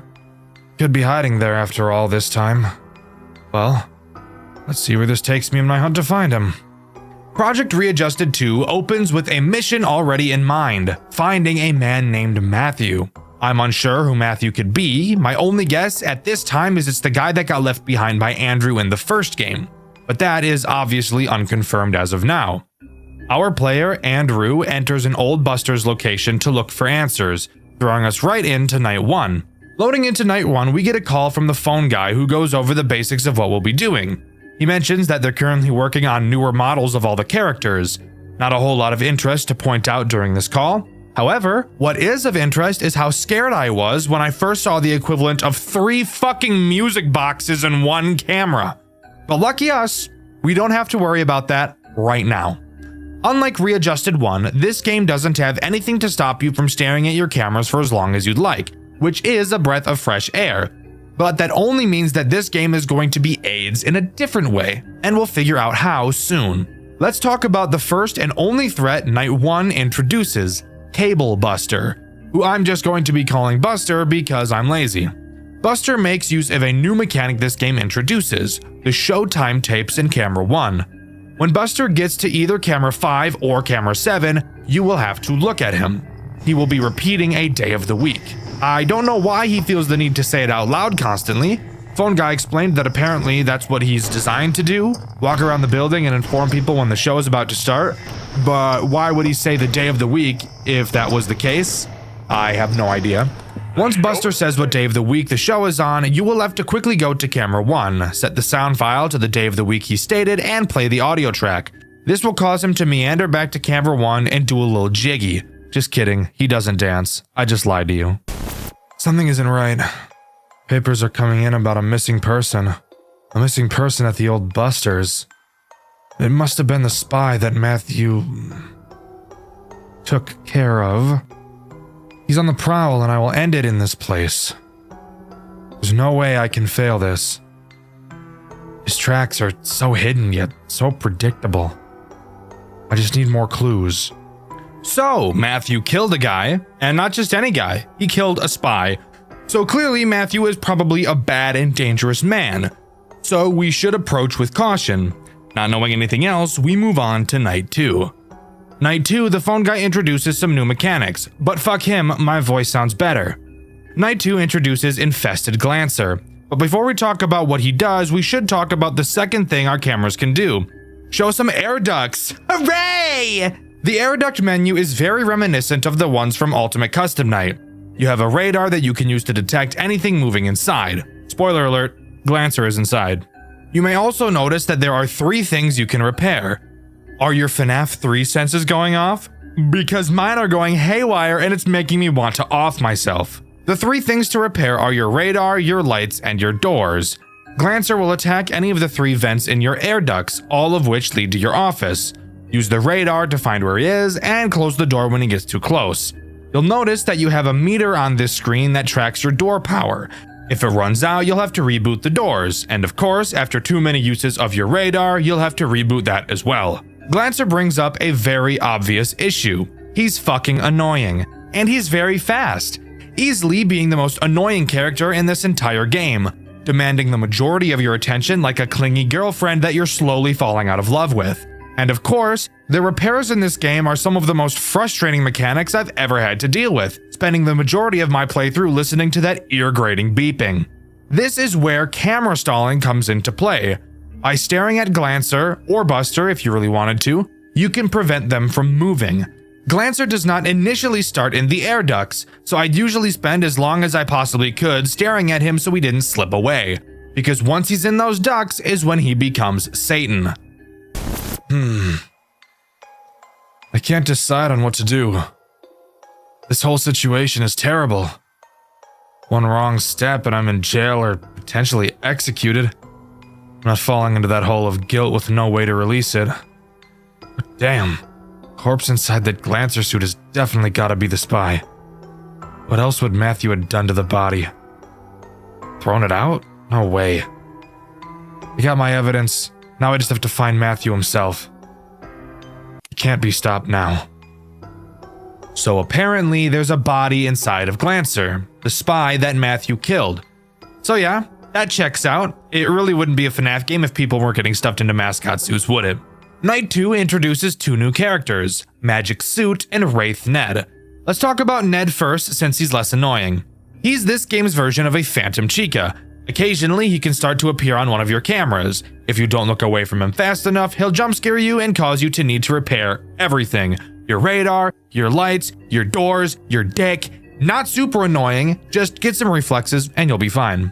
Magic Suit, on the other hand, is very annoying. This is the guy who thought it'd be really funny to have 3 fucking music boxes at the same time. His 3 plugs will slowly decrease in power. You'll have to keep them charged up if you don't want Magic Suit to Magic Mic you. Fuck. You'll have to keep fuck. You'll have to keep him charged up if you don't want Magic Suit to Magic Mic you. But in all honesty, these 2 new characters aren't even an issue.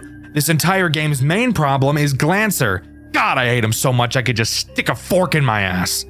That doesn't even make any sense, but irrational anger causes irrational responses sometimes. I don't know what to tell you. What the hell was that purple thing? Is the air in this place toxic? What the hell? Can't keep working here. I must escape before I lose my mind. I don't know what I'm going to do. I have a feeling finding Matthew won't be easy. Speaking of which, I found a tape from the old location. That Glancer suit had made itself in the backstage. How?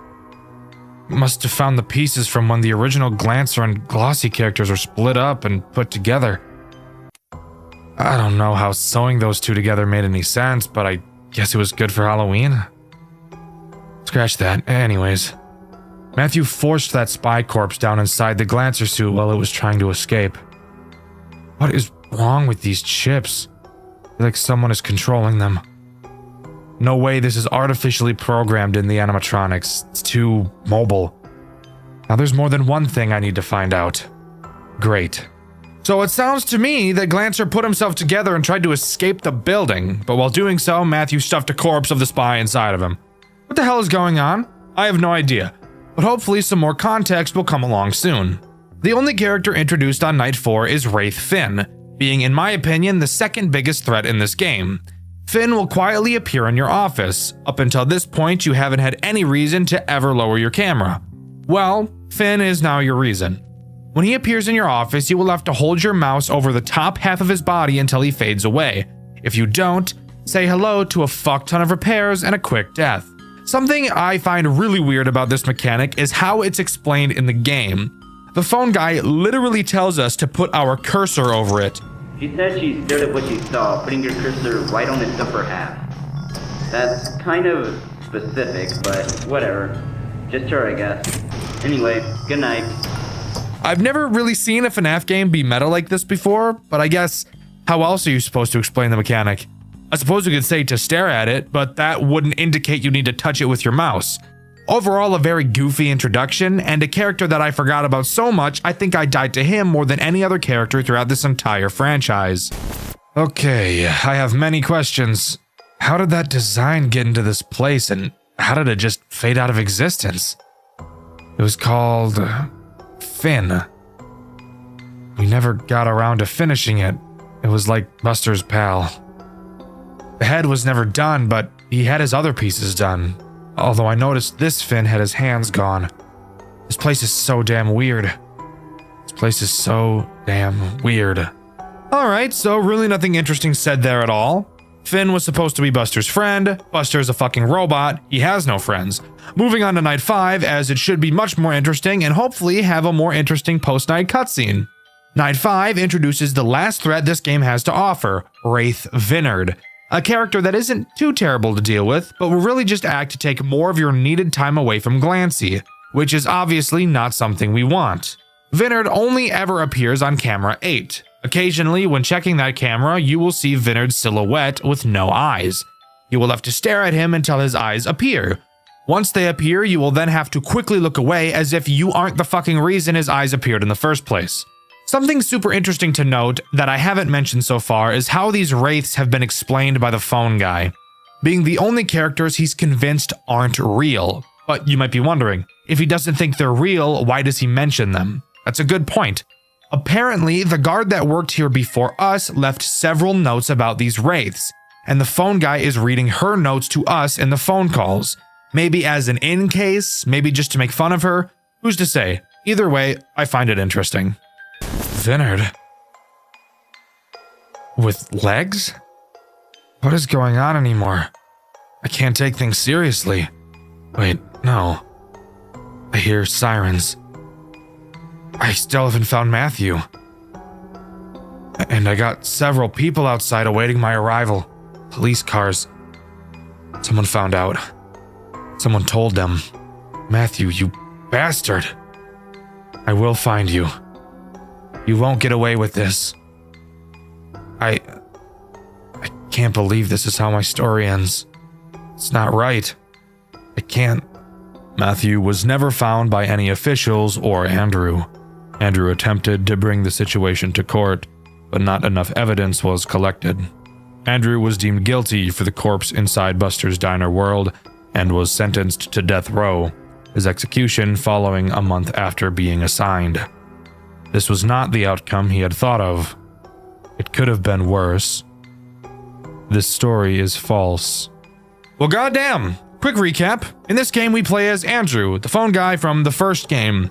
We still don't fully know exactly who Matthew is, but he called the police and informed them that Andrew was at the building and had killed someone. They arrived, found the body in the Glancer suit, and had Andrew killed, giving us the fake ending. Oh god, endings, Dxtr. Let's quickly go over what it takes to get this true ending, please. Well, there are several minigames you will need to complete throughout the game in order to get this true ending. Let's blast through how to get them. During each night, a specific camera will have its name flickering slightly. Clicking on the name will shoot you into the minigame. On night 1, it's the main supply camera. On night 2, it's the West Hall. Night 3, it's the secondary supply entry. Night 4, it's the secondary supply entry again. And night 5, it's the power breaker. After completing all the minigames and successfully beating night 5, you'll get the true ending instead. The minigame. It spoke the words I couldn't find myself. Matthew died with his baby. A tape left on him. I can't explain what I've experienced here. I can't go on with this sudden guilt. This damned children's entertainment chain should have never happened. This outcome was not proper. And I can't handle it. I don't know what will happen next. I'll report the death of him and the corpse to the police. At least I can get off with no charges. I can't put myself to do it. I can't go the route my gut wants me to go. Later the same night, Andrew had a heart attack. No evidence was ever turned into the police due to this. Nearly a week later, police arrived after suspicion from pedestrians roaming the streets. Police had not told any officials about what was found and began to demolish the location. Andrew's story is over. An ending to a tragic story. There are no solutions to the problem. Diner World Entertainment was shut down immediately and ran out of business, seeking a new opportunity to reach into kids' hearts. This is the true story. Well, goddamn! Turns out it didn't matter what he did. Andrew still died, and no word of Matthew was ever heard from the police. We just can't win, can we? Well, luckily for us, this storyline does continue, and even more lucky for us, it continues in the best game in the series, and arguably one of the most creative FNAF games ever designed. I know who you are, Andrew Vargas. I've seen your name in records before. I know what you're doing. You want information. Lots of it. I'm no provider, but I can lead you to what you want.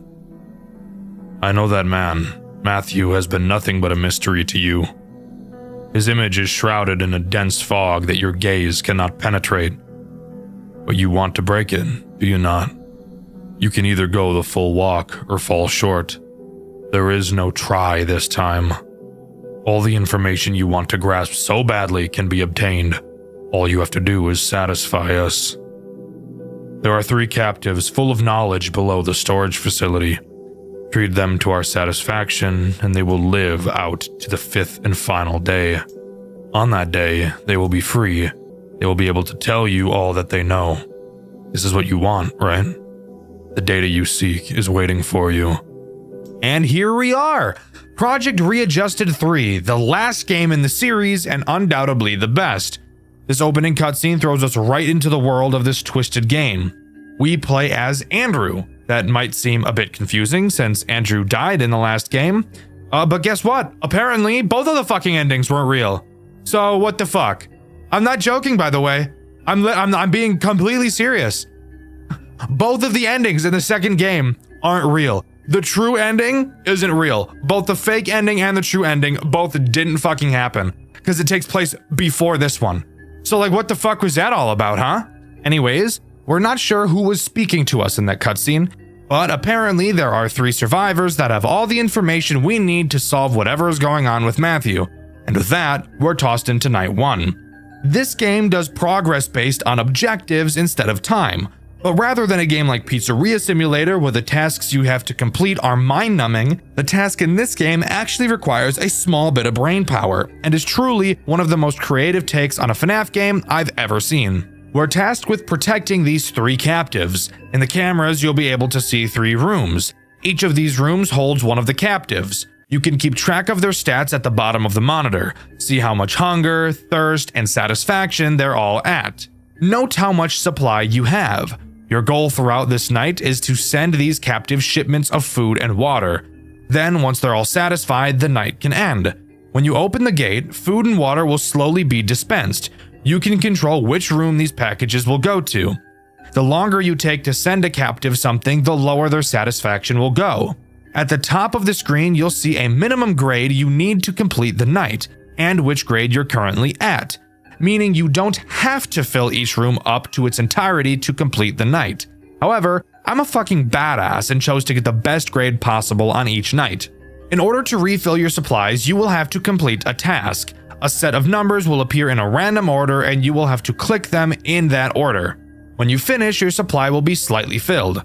Side note, if you ever see this sliding minigame instead of the number 1, that's because in that specific moment, I'm using footage from Indie Fuel, and in his playthrough, he was playing an earlier version of the game that used a different minigame. And that's all that happens on night 1. I could talk about the cameras for sure, but I think that'll become much more important in night 2, which actually brings on the first and main threat this game has to offer.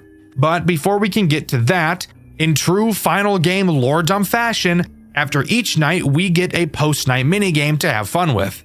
In this minigame, we just kinda walk around. We check the stage in the main room and notice that there's supposed to be 2 animatronics on stage, the other being Finn. You may remember him from the second game. We go backstage where we believe Finn should be, only to find a dead child on the ground, bringing this minigame to a close. Something really awesome about this game is the patient hub.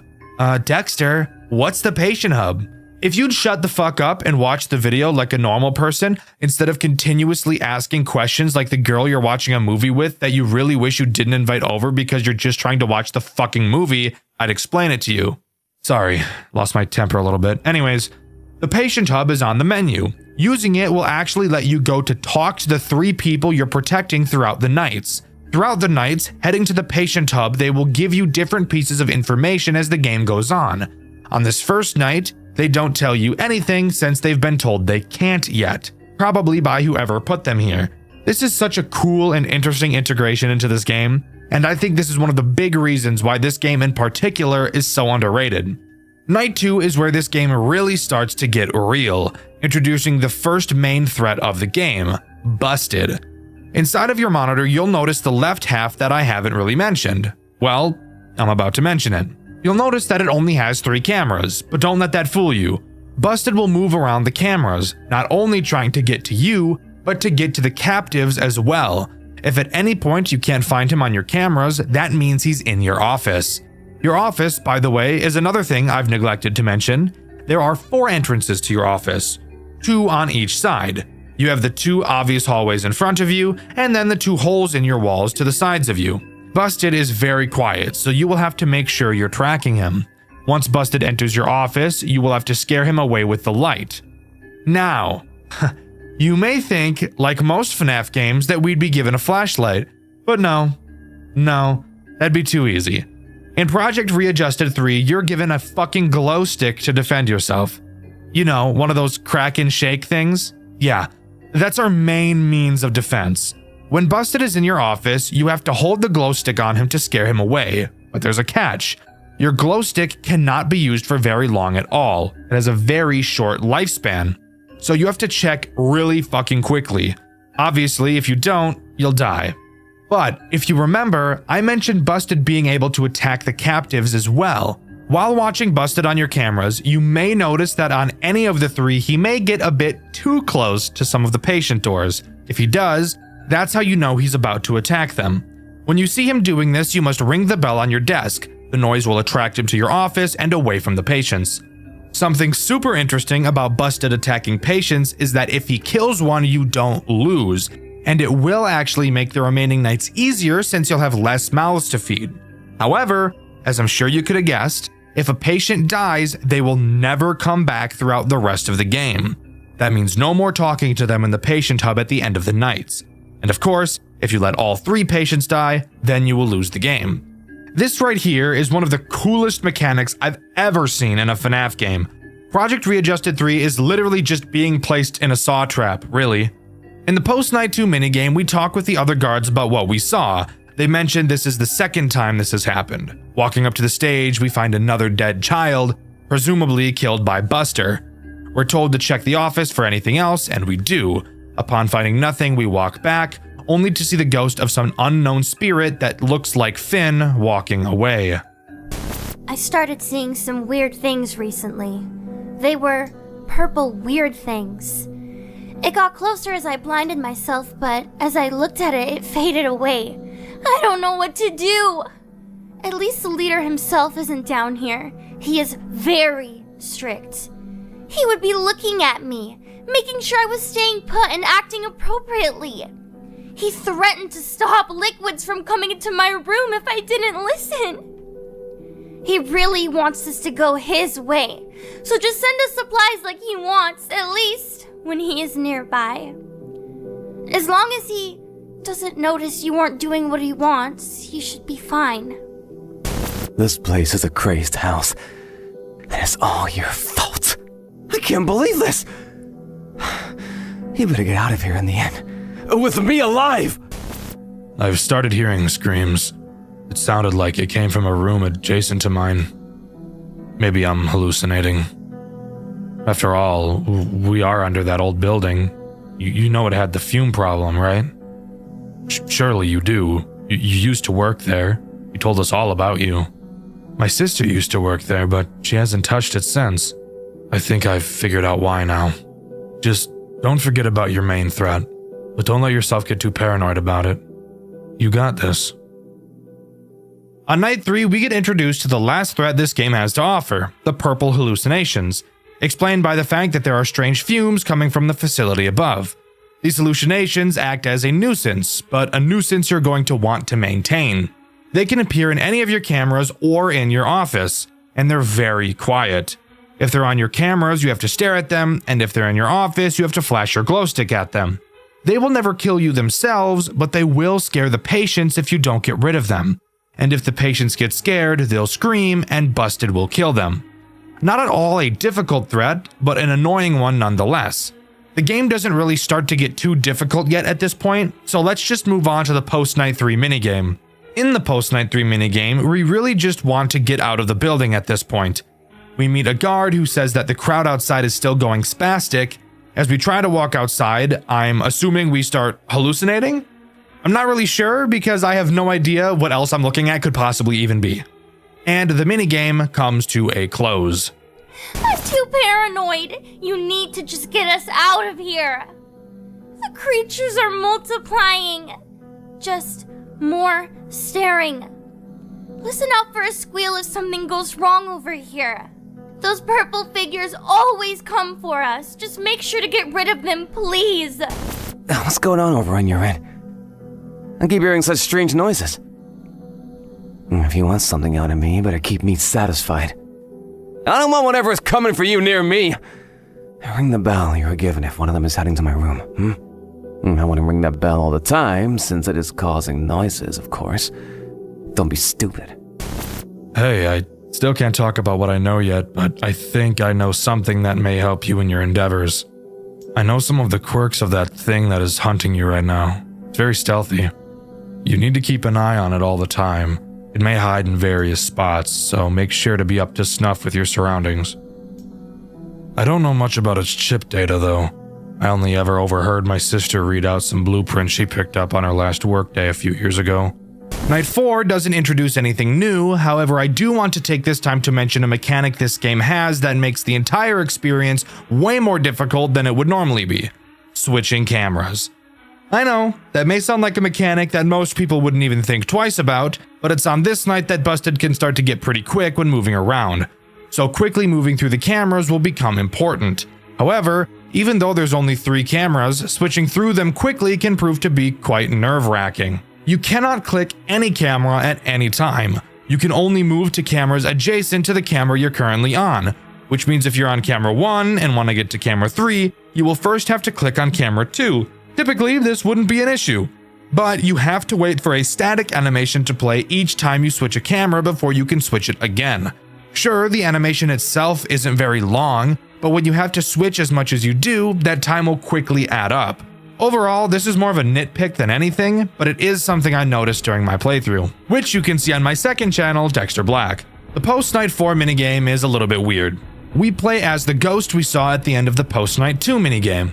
We walk around the building, talking to children and guards, hearing messages like, "I blame you," and "How can we punish you?" Eventually, we find the body of another child. We say that we can restore it, and upon coming into contact, we get the message, "You must kill them for me." Just one more to go. Once you left last night, I heard a strange tumbling noise outside. It was metallic and heavy. I don't know what it was, but it may be coming for you this time. Nothing rings a bell, but every time I heard some alarm, it would scamper. I don't think whatever it was likes noise. You have something to play noise? Yes. Please use that to keep yourself safe, but only if it sounds like it's coming close. Using noise at the wrong time may cost you. You better get me out of here ASAP! I'm done playing these games. If it weren't for that guy holding a pistol to my hand for telling you my information early, I would have been long gone.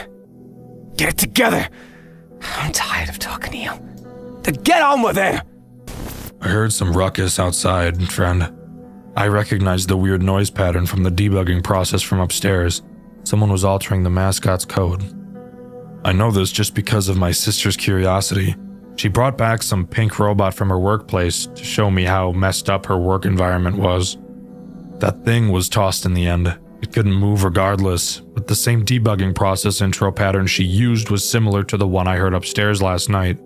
I can only assume that the two systems are related, most likely by the same manufacturer. All I know is that those old models never liked being looked at after some wear and tear. We flashed a light on the pink thing and it sparked a little.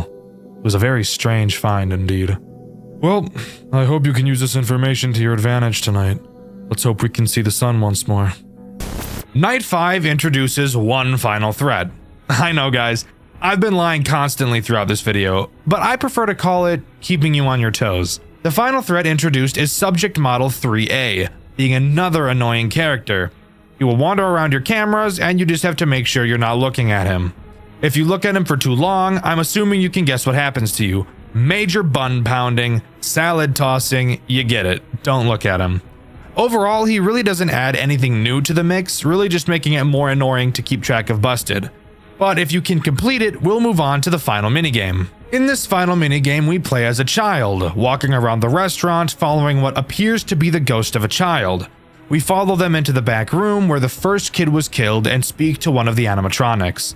They apologize for what they did to us, probably in reference to killing us. They said their chip made them do it, and explained that someone else is pulling the strings and making the robots kill people. It ends off by telling us we will never see it again and to leave. Then the minigame comes to a close. Andrew Vargas, it seems you have found your way.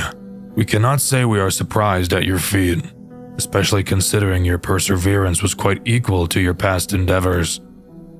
You found your sources, exactly what you wanted. Though, did you ever think to look for more data you could use towards your search? The patients you have saved do not hold all of the information, but just enough for you to draw a plausible conclusion. Regardless of your intentions with the data you hold, your time here is over. You have what you came for, but do you feel empty with what you hold? That is a question that will be left in the air for you to grasp. For now, you may take your prized patients outside of this facility with you until you find your true desire and recollection We thank you for playing our game. I can't believe it! You did it? I'm free from this place? Oh, I must tell you what I know. Well, okay, I was a producer for one of the most popular animatronic performer shows a few years back. I was vital, but I got to the point where I knew too much, and that is how I wound up here. This man was someone I used to work with. He created these things for his own entertainment business, but he eventually took it too far. He created a powerful computer to control all of his creations from a distance, with whatever behavior he wanted. He always left his plans on his work desk, but one day he felt like something was off. Some grew suspicious of his projects, myself included, but I never took it as far as this one group of people. They were dedicated to finding his grand computer. They went as far as setting up hidden cameras around the building to track anything they could, anything that could leave a trace back to its whereabouts. But they never found it, because the man attacked and killed one of them. I saw it on old discarded footage. That is all I know. I hope this helps you. It took you long enough? Let's make this conversation quick. I was one of the construction employees set to renovate the supply and storage facility for future use. It was gonna be under some childish name like Busters, I think. I was the only one that showed up to the job early, like always. I got to one of the storage trucks I left outside, and that's where my life took a turn. They had a rotting corpse and dismantled robots in that truck, man. A rotting corpse. You could never understand how disgusting that was to see face to face. Sucker fell right out of the truck too, like it was last in line. It was in some blue wreck of a mascot suit. It had a camera stuffed in its mouth. It was horrible.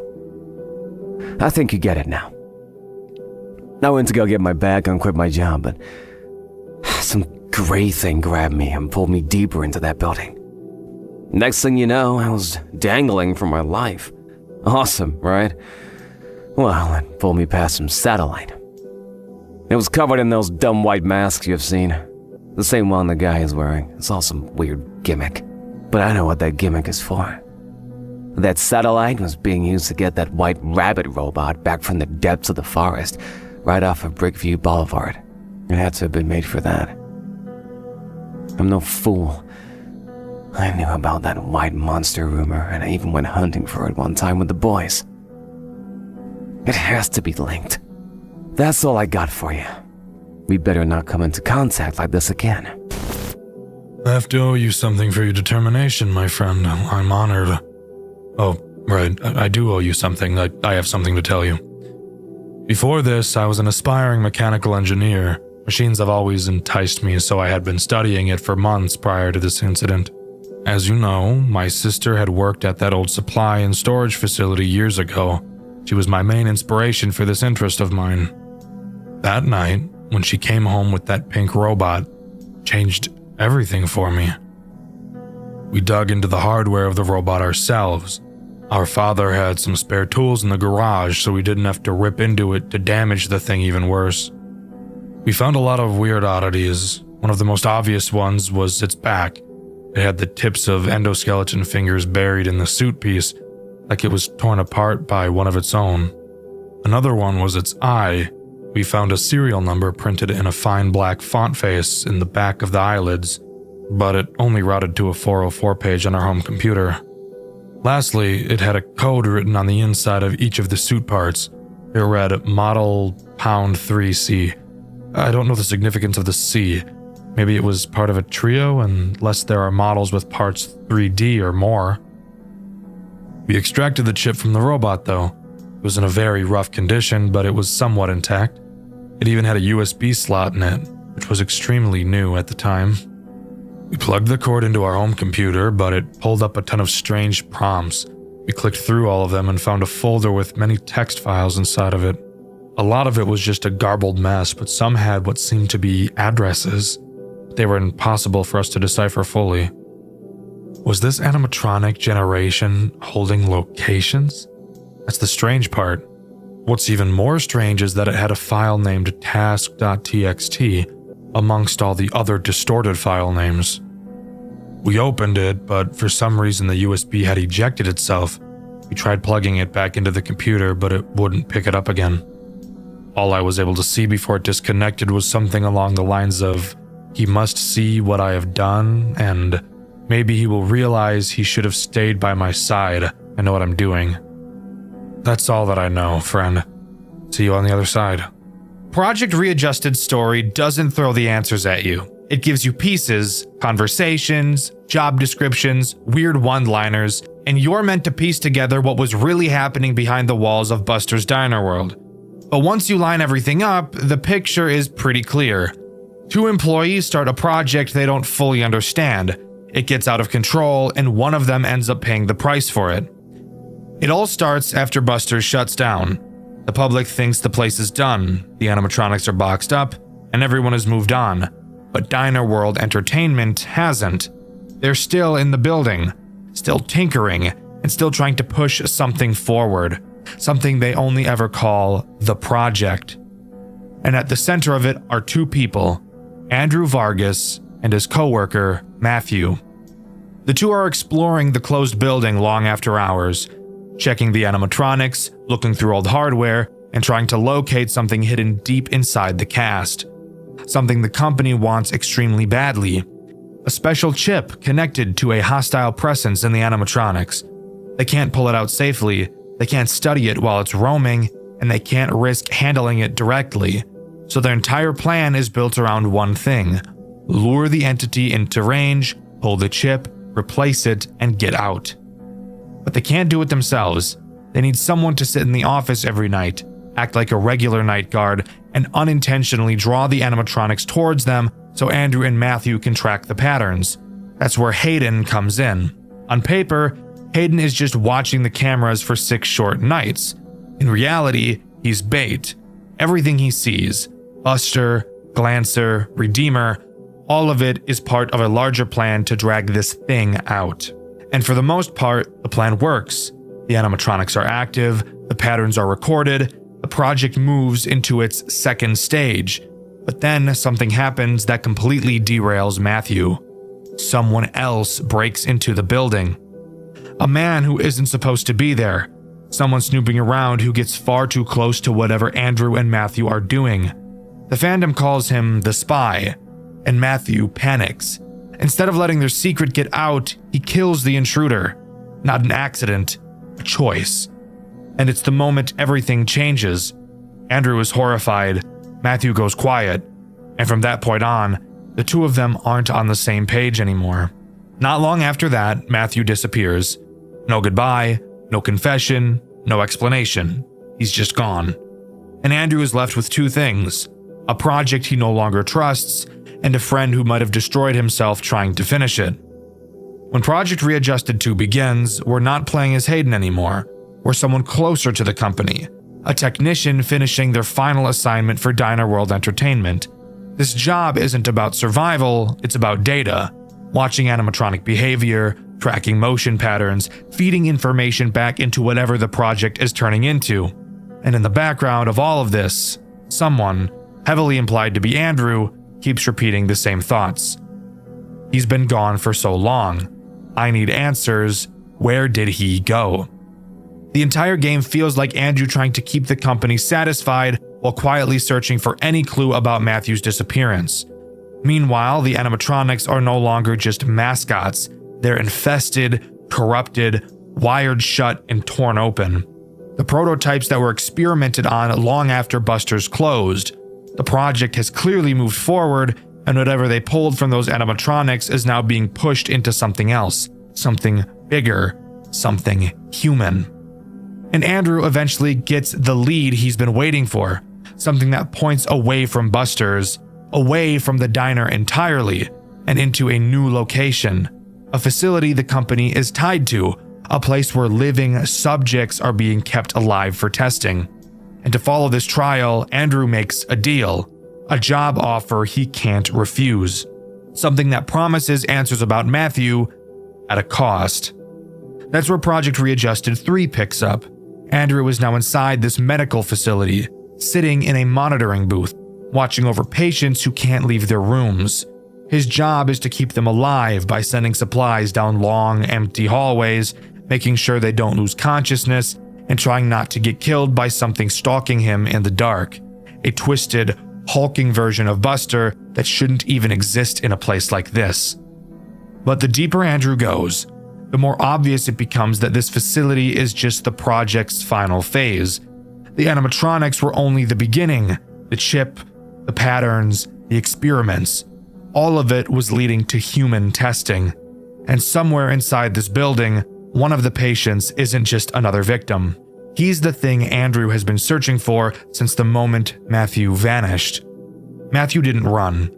He didn't escape. He didn't move on. He was taken, absorbed into the same project he helped build. In Project Readjusted 3, Matthew is the subjected member, a living test subject altered by the very experiments he and Andrew once tried to control. And that's the real truth behind Project Readjusted.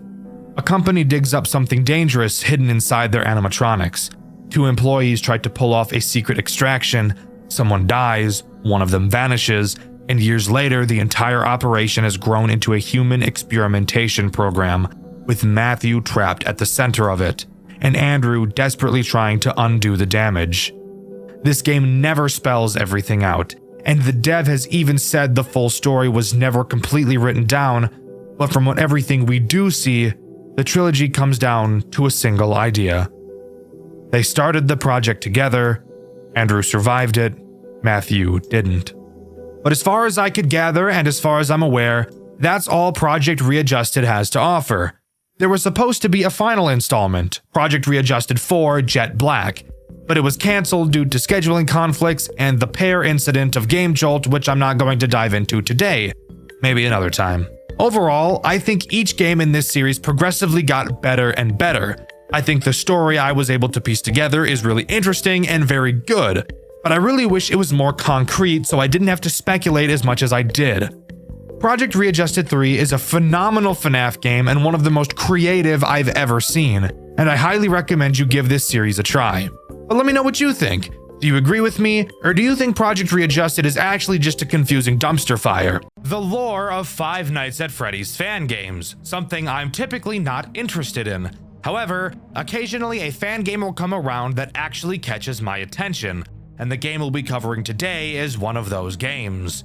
However, I actually didn't care about the story at all until I got to the third game. That's right, the game we'll be talking about today is a big one. 3 games in total to go over, and I promise there will be plenty of salt along the way. Join me today as we dive into the ups and downs of Five Nights at Maggie's. Maggie's doesn't throw us into a story right away, instead just starting how the original FNAF begins, with a newspaper of a job notice for a security guard. We take the job, not knowing who our character is, and jump right into the first night, where we can already talk about a game mechanic choice that I can't quite wrap my head around.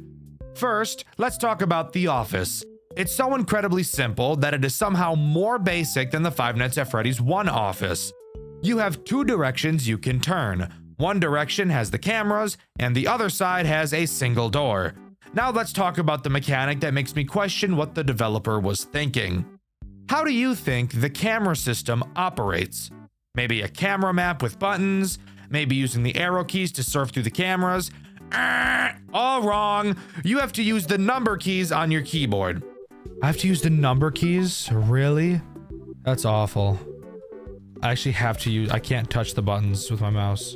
Let me tell you why this is so awkward. Because of your flashlight. Your flashlight is used to flash the doorway behind you and the vent underneath your desk. Your flashlight is controlled by your control key, and of course, because it's a FNAF game, you have to use your mouse for everything. So you have one hand to use 8 of your number keys and the control key. This leads to an overall awkward controlling experience, but that could just be a nitpick. It was just the first thing I noticed. Now, to talk about the characters that Night 1 introduces. Let's start with the main character herself, Maggie. Maggie is as basic as you can get in this game. Spoiler alert, all of these characters are basic. Maggie will move around the cameras and eventually make her way to your door. When she's there, all you have to do is hold the door closed until you hear her leave. This is where you'll notice something interesting about this game. There is no power system in this game. And if you think that it will be balanced somewhere else so that this generosity isn't easily abused, you would be wrong. You can hold the door closed the entire night. But we'll talk about the strategy of this game a bit later. The next character introduced on this night is Lola.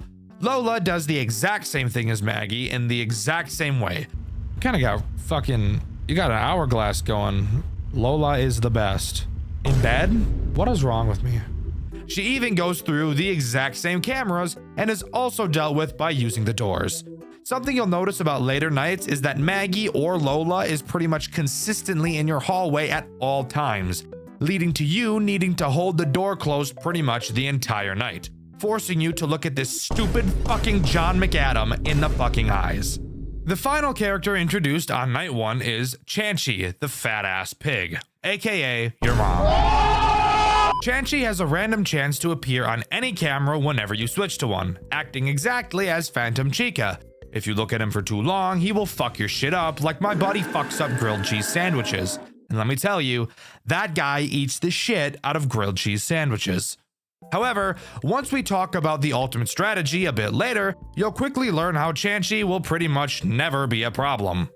Overall, if you know how to use your noggin a little bit, you may notice that all 3 of these characters can be dealt with by just holding the door closed the entire night and never doing anything. Hold your left click down, take a nap for 6 minutes, and then we'll start talking about night 2. Night 2 introduces the final 2 characters this game has to offer. That's right, guys, it's about to get crazy. Not really, but let's talk about these 2 new assholes. Let's begin with Hank. Hank will try to enter the vent underneath your desk. Once he's there, he'll make a sound cue. Simply look under your desk and flash him with your light and he'll go away.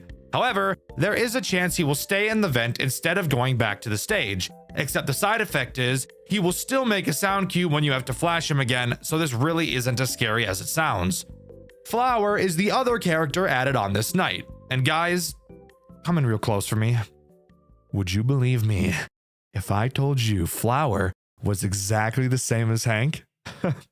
Well, guess what? She is.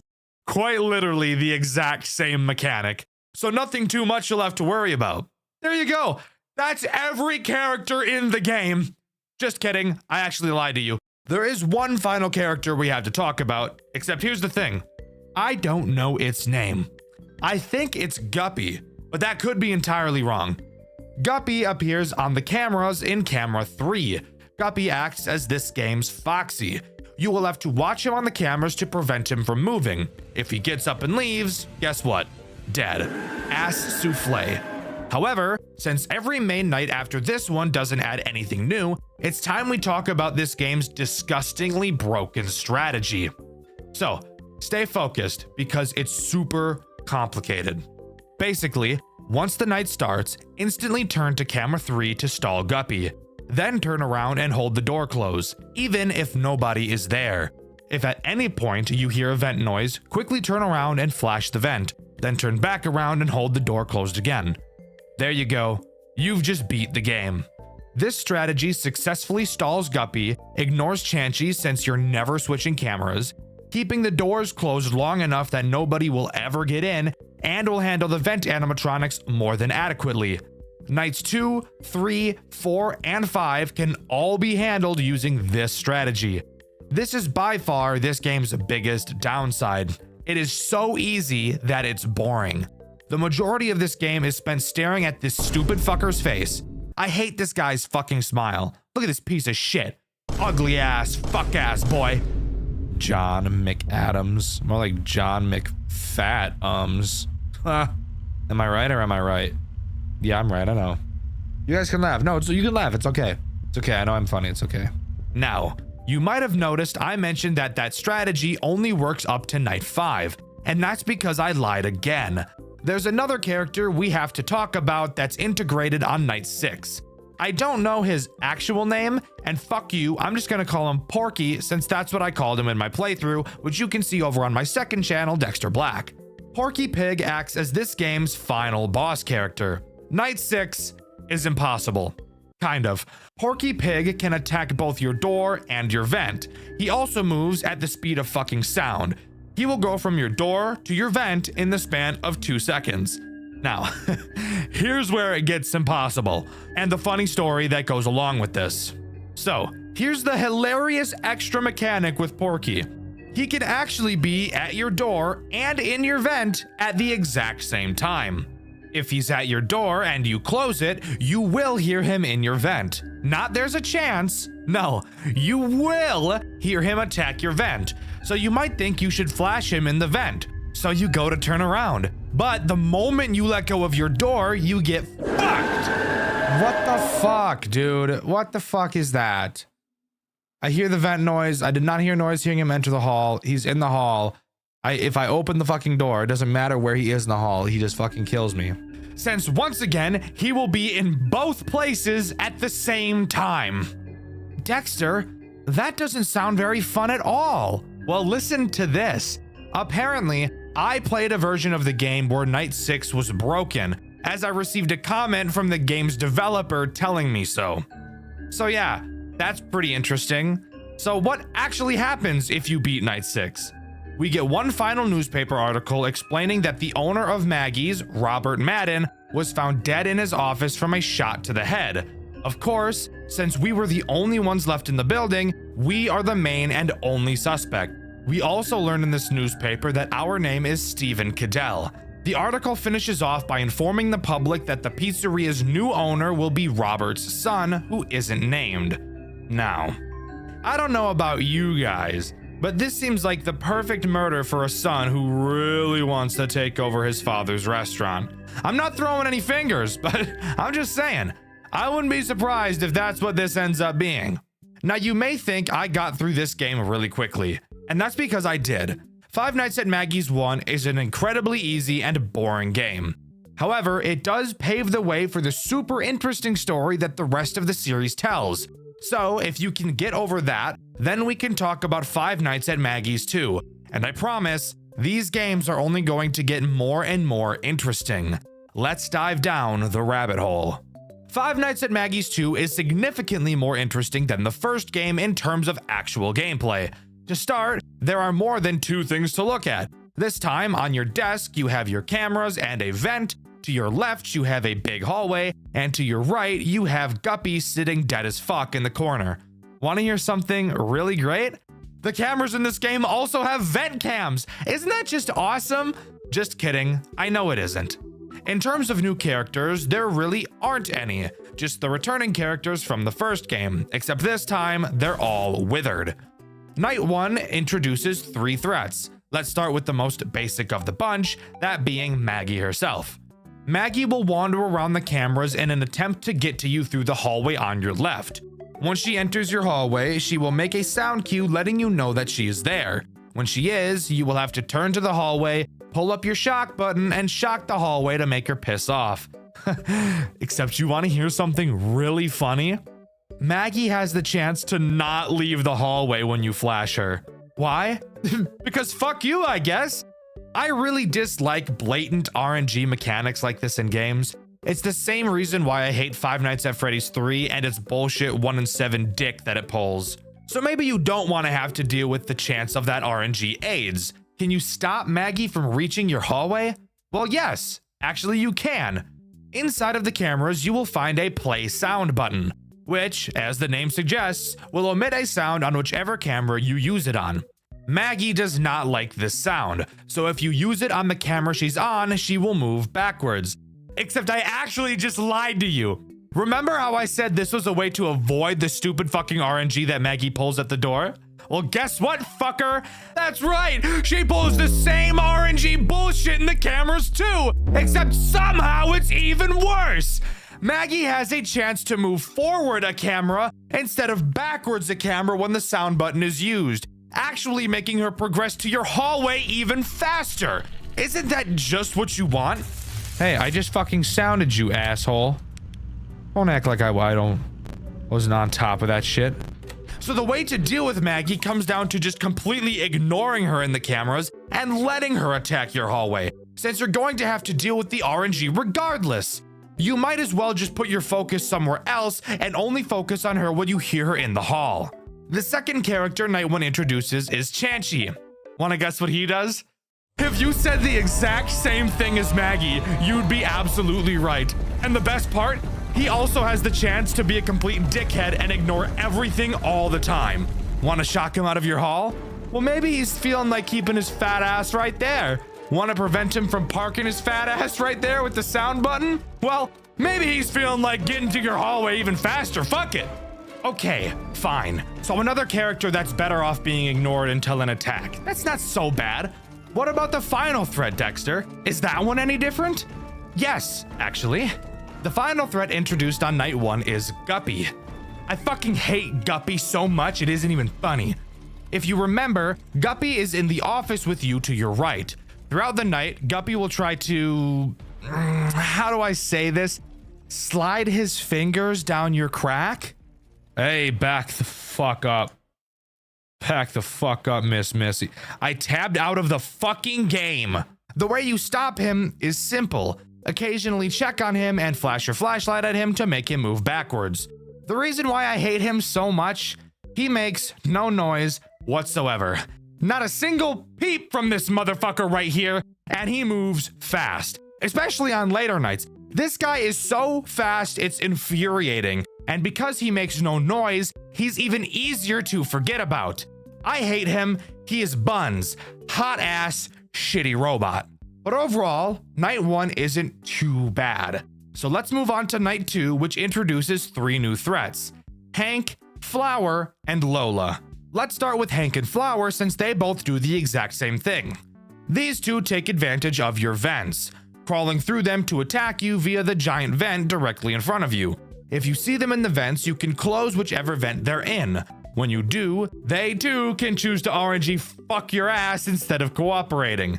The ideal situation will have them go back to the stage, but in all likelihood, it's much more common for them to go nuh-uh and just move to another fucking vent. Isn't that just so awesome? What's the point of even closing the fucking vent if they're just gonna phase through it? Fuck it, I don't care. Here's something really sick about these guys. Once they enter the big vent, that doesn't mean you lose. If they get to the vent in front of you, if you just stare at them for a few seconds, they will go back to the stage. So this brings up another flaw in this game's design. Using the close vent door button is completely useless against these two, because you can deal with them so much more easily by just allowing them to attack and looking at them. So why even bother checking the vent cams for them at all? Well, whatever. What about Lola? What could she do? Well, she acts as a phantom Chica type of character. She will appear on the cameras randomly. If you stare at her for too long, she will pile drive towards your office through your vents to attempt to kill you. However, you may have noticed a slight flaw. We've already established that there is no need to check the cameras whatsoever. Maggie and Chachi are easily dealt with by letting them attack the hallway, and Hank and Flower are easily dealt with by letting them attack your vent. So is Lola ever a problem? No, and even if she was, when she gets to the vent in front of you, if you just literally look in any direction that isn't directly at her, she will go back to the stage. So again, yet another character that doesn't even need to be worried about. If she's in your vent, just don't look for a few seconds.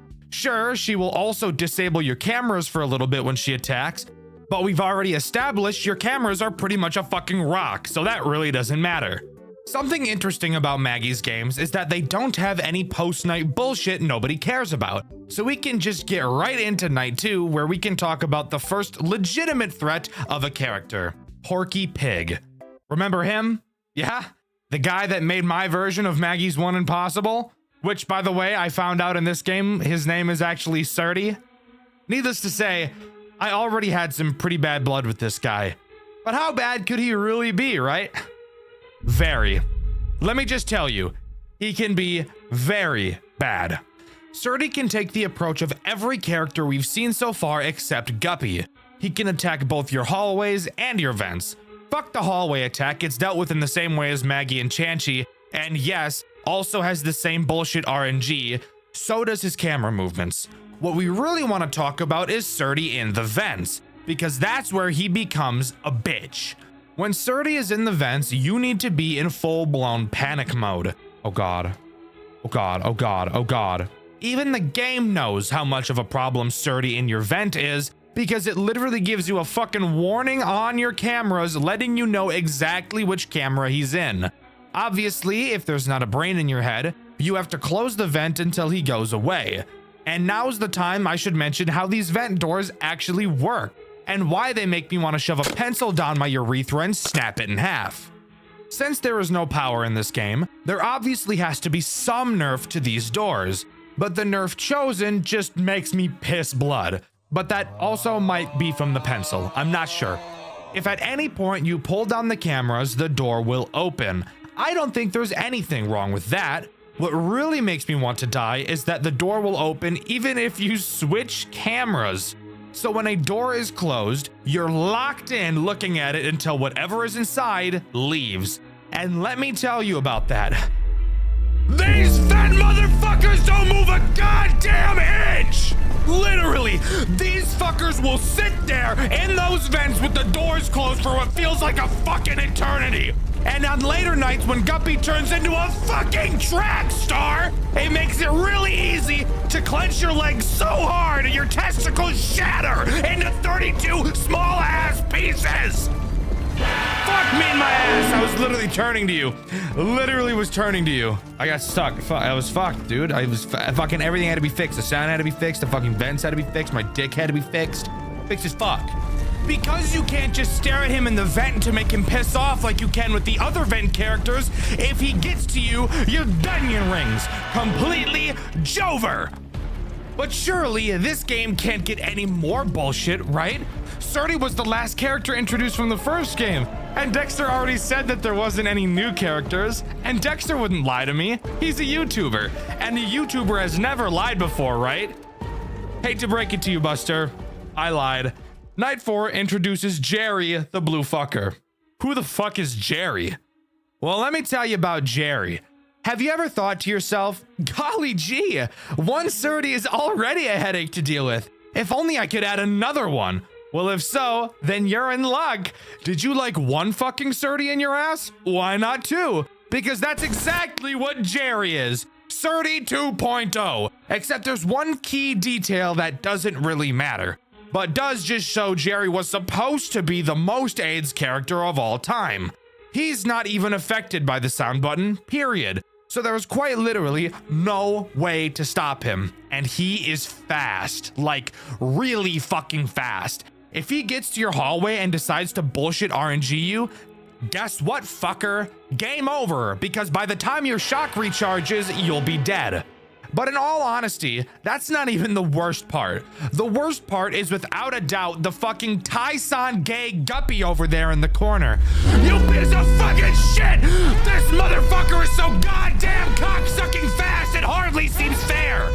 Everyone in Night 5 is so fucking fast they will be sharding in your eyes from the moment you start the night. But the only place they aren't fast? The fucking vents that you can't look away from lest the doors open wide, allowing for any cold metallic robot to penetrate me in the ass and rupture my colon!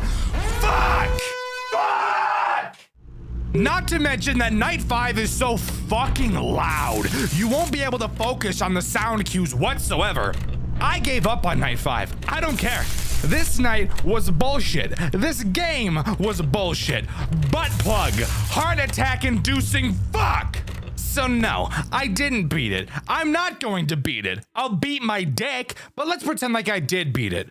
What happens then? Well, you get given Night 6, which is even fucking harder. Just a full-blown ass pounding with you as the main victim. I'm glad I didn't make it this far. I'm glad I chose to piss off when I did, because the rate at which all of my teeth would have been plucked out of my skull would have been astronomical had I forced myself through this AIDS. What about beating Night 6? Has anything amazing happened? No, not really.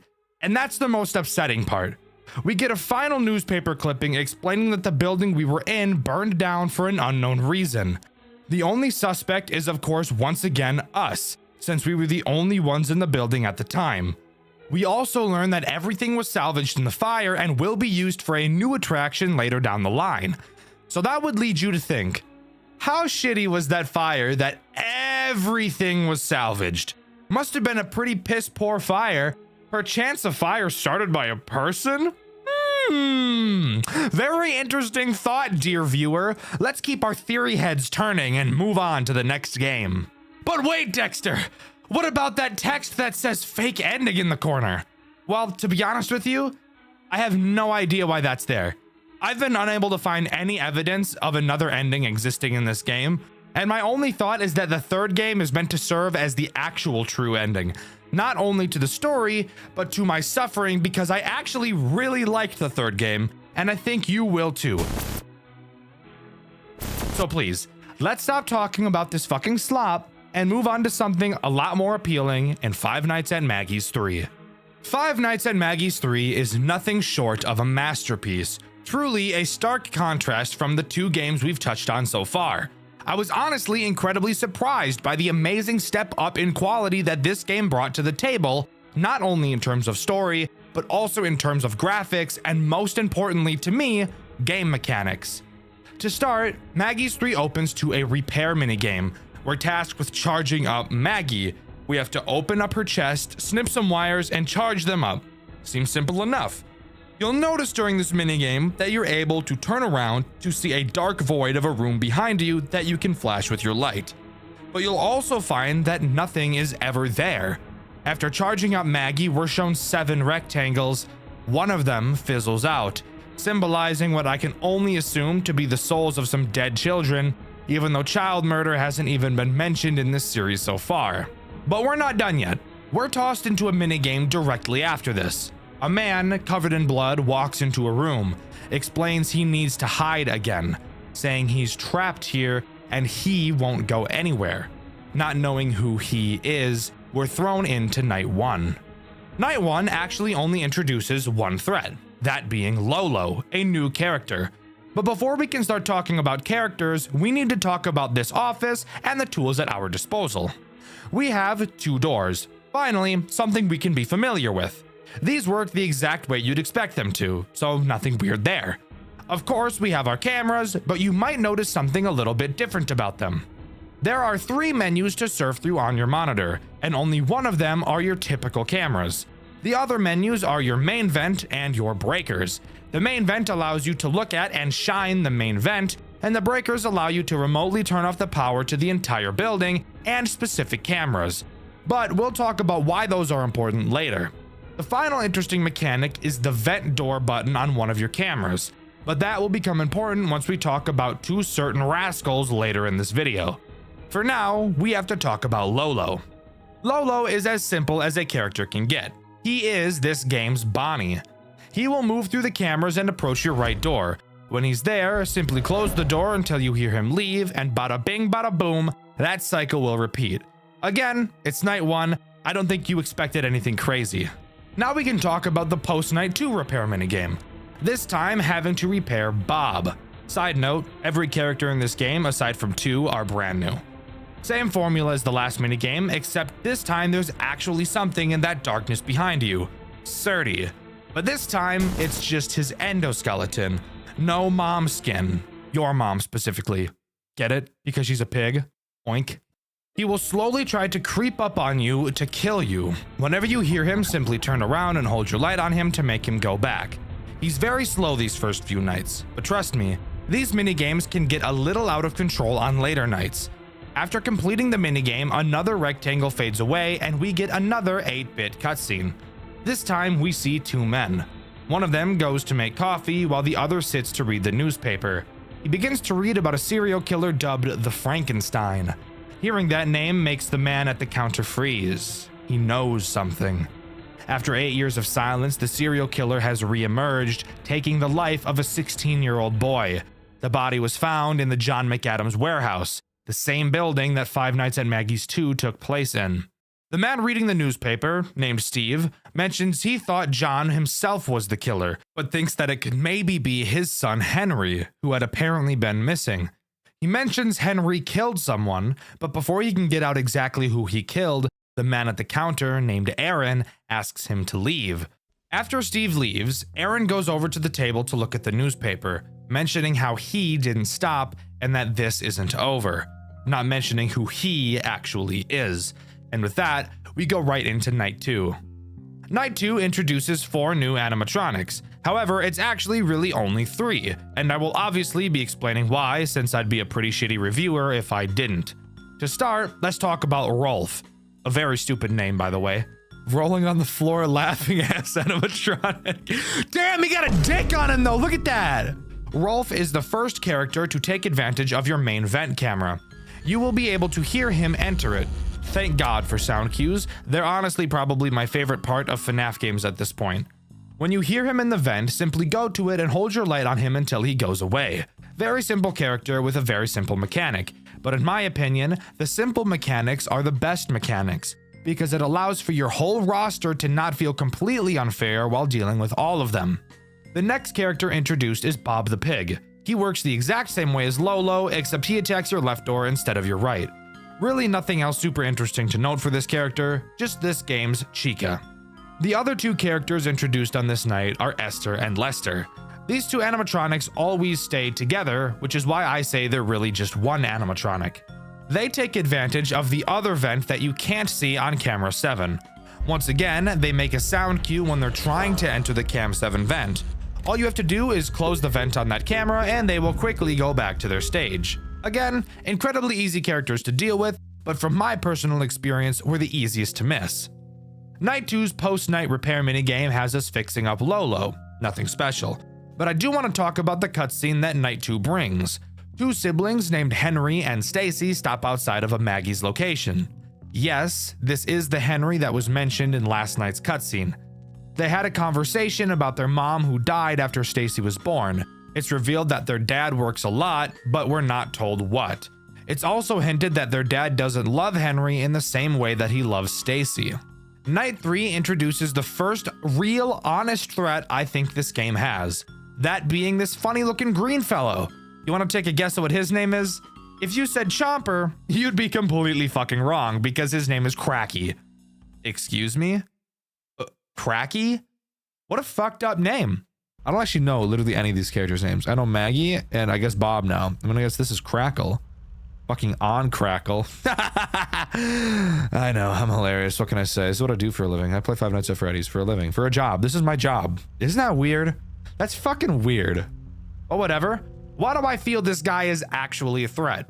Well, that's because he is this game's first integration of a watch me on the camera mechanic.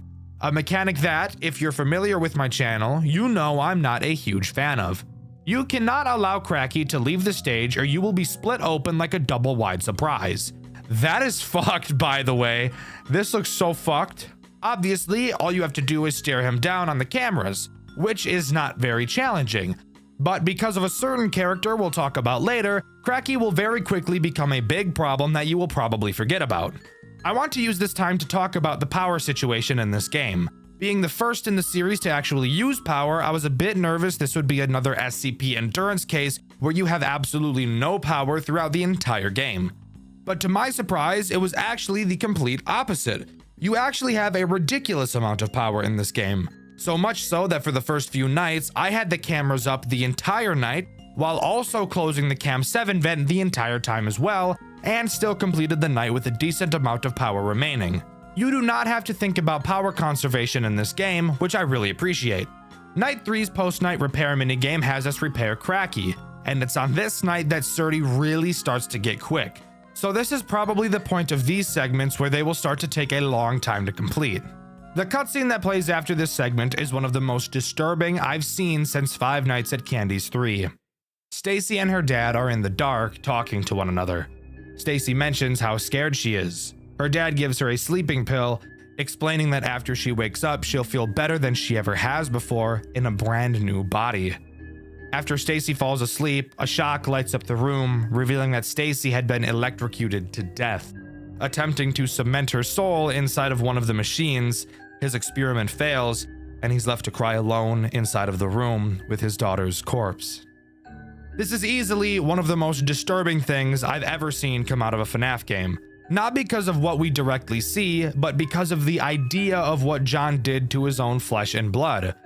Five Nights at Maggie shows proof that you can tell stories about incredibly horrendous things in an interesting and not overtly edgy way.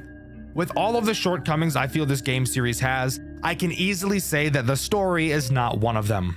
Moving on to Night 4, we're introduced to the two final characters this game has to offer, Maggie and of course, Sturdy.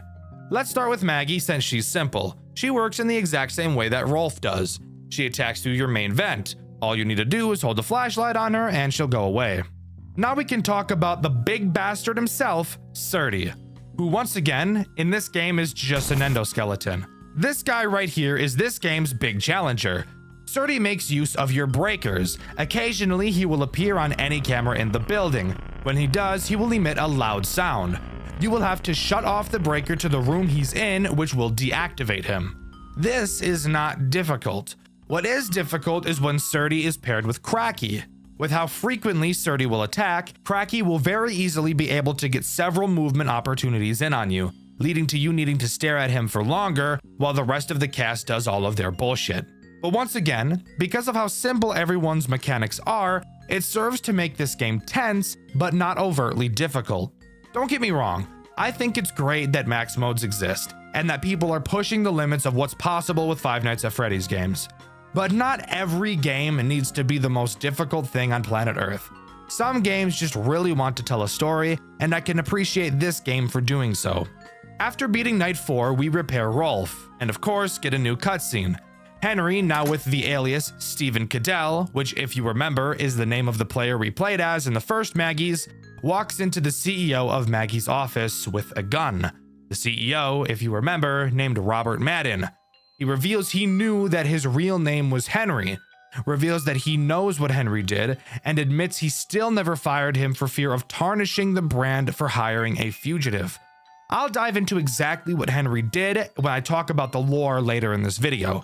Henry demands to get his father's experiment files, and when Robert refuses, Henry shoots him in the head. This is the situation that was mentioned at the end of Five Nights at Maggie's 1. Night 5 introduces nothing new, just being a harder version of Night 4. After completing it, you fix both Esther and Lester, and of course, we get another cutscene, which is also pretty disturbing in nature. John McAdams, expecting to see his son home by 11, is still working on his project. Henry, his son, walks in at 12 completely plastered. Henry begins to gaslight his father for not caring about his own children, and claims that he's responsible for killing Jason, a brother that up until this point we hadn't heard of. John reveals that he used his animatronics to revive his children from the dead because he loved them. Henry, not knowing any of this had been taking place up until this point, is obviously incredibly upset. Henry ends up killing his father in a fit of rage, and John McAdams' soul is accidentally revived in the animatronic of Sturdy. That's right, the final boss of the first two Maggie's games was Henry's dad. So now we have to question, why would his dad be trying to kill him? Once again, Night 6 adds nothing new, just being more difficult than the last. The repair minigame, however, is different. There are no more characters to repair. The only character who remains is Sturdy. You must wait for him to appear behind you and shock him. After shocking Sturdy, we get something I never expected when I first started playing these games. We get an amazing monologue right up there with the Henry speech from Pizzeria Simulator. I don't want to explain it to you, I'd rather you listen to it. But before I show you it, I think it's time I finally dive into the lore of this game. Our story begins on May 25th, 1975. John McAdams, founder of John McAdams Entertainment, discovers what he believes to be immortality. He hides his experiments behind his company, using the animatronics as a cover for something much more horrifying: the merging of human life with machines.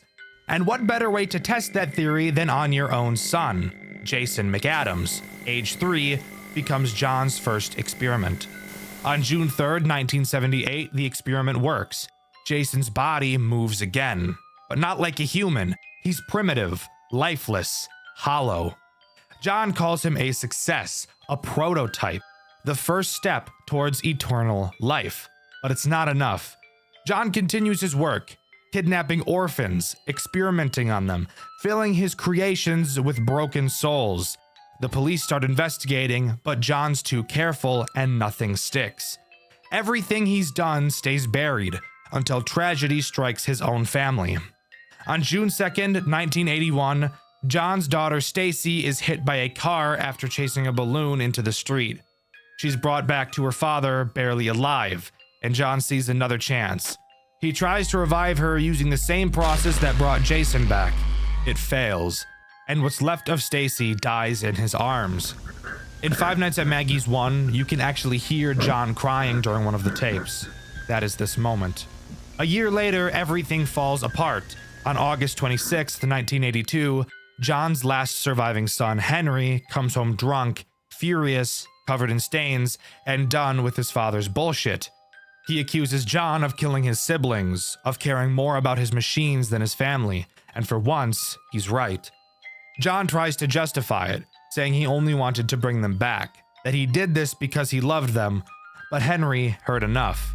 He kills his father right then and there, but death doesn't stick in this family, because the next day, John wakes up again inside the Surdy animatronic. His experiment worked, but at the cost of his own humanity. The man who wanted immortality finally got it, but in the most twisted way imaginable. Years pass, and Henry goes into hiding under a new name, Stephen Cadell. On May 3rd, 1985, he takes a job at Maggie's Magical World as a night guard, seemingly just looking for cash. But through old VHS tapes, he learns the horrifying truth. His father is still alive inside Surdy. Henry tracks down Robert Madden, the new CEO of John McAdams Entertainment, and demands his father's research.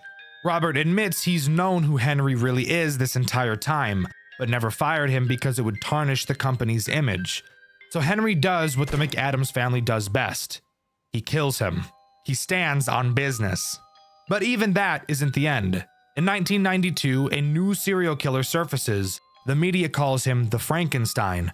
Victims are found mutilated, fused with machine parts, and all signs point to one name, John McAdams. Somehow, he's still out there, using the Surdy suit to continue his experiments. Henry, now under yet another alias, Aaron Meyer, realizes his father will never stop, and if he can't destroy him, he has to contain him. But this story isn't just about the McAdams family. Around the same time, another branch of the company is causing problems of its own. Back in 1980, two men were hired to perform as Springlock entertainers at a restaurant called Surdy and Jerry's. They were taught how to use the suits by Daniel Gennaro, the son of the restaurant's founder, Manuel Gennaro.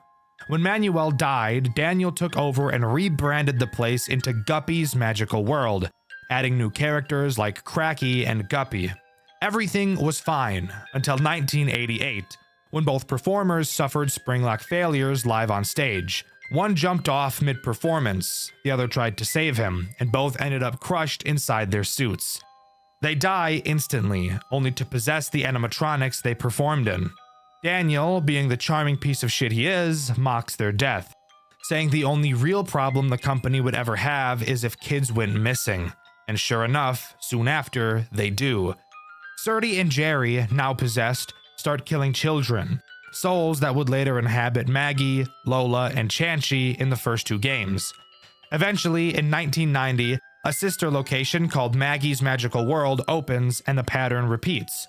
More kids vanish, and an investigator, our playable character, takes a job trying to uncover the truth. Each night, we explore a different location, finding drawings, blueprints, newspaper clippings, everything pointing towards what's really been happening behind the scenes. By night 4, we find a hidden room behind the show stage. It's filled with evidence and notes from a previous investigator, the same one who went missing. When we report everything to our boss, he fires us, calls us crazy, and closes the case. So we leak the evidence online, the internet takes over, and the investigation reopens, exposing both Maggie's and Guppy's for what they really were.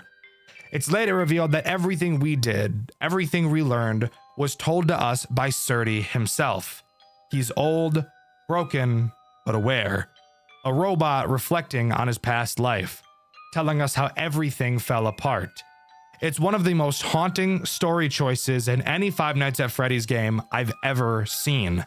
But it's not just about what happened, it's about who's left to remember it. Decades pass. It's now May 10th, 2021. Henry McAdams returns one final time to the same company that destroyed his family, but this time, he's not there to work. He's there to end everything. Having studied his father's research, Henry manipulates Surtees' systems to lock his father's soul inside of the metal shell permanently. No voice, no movement, no escape.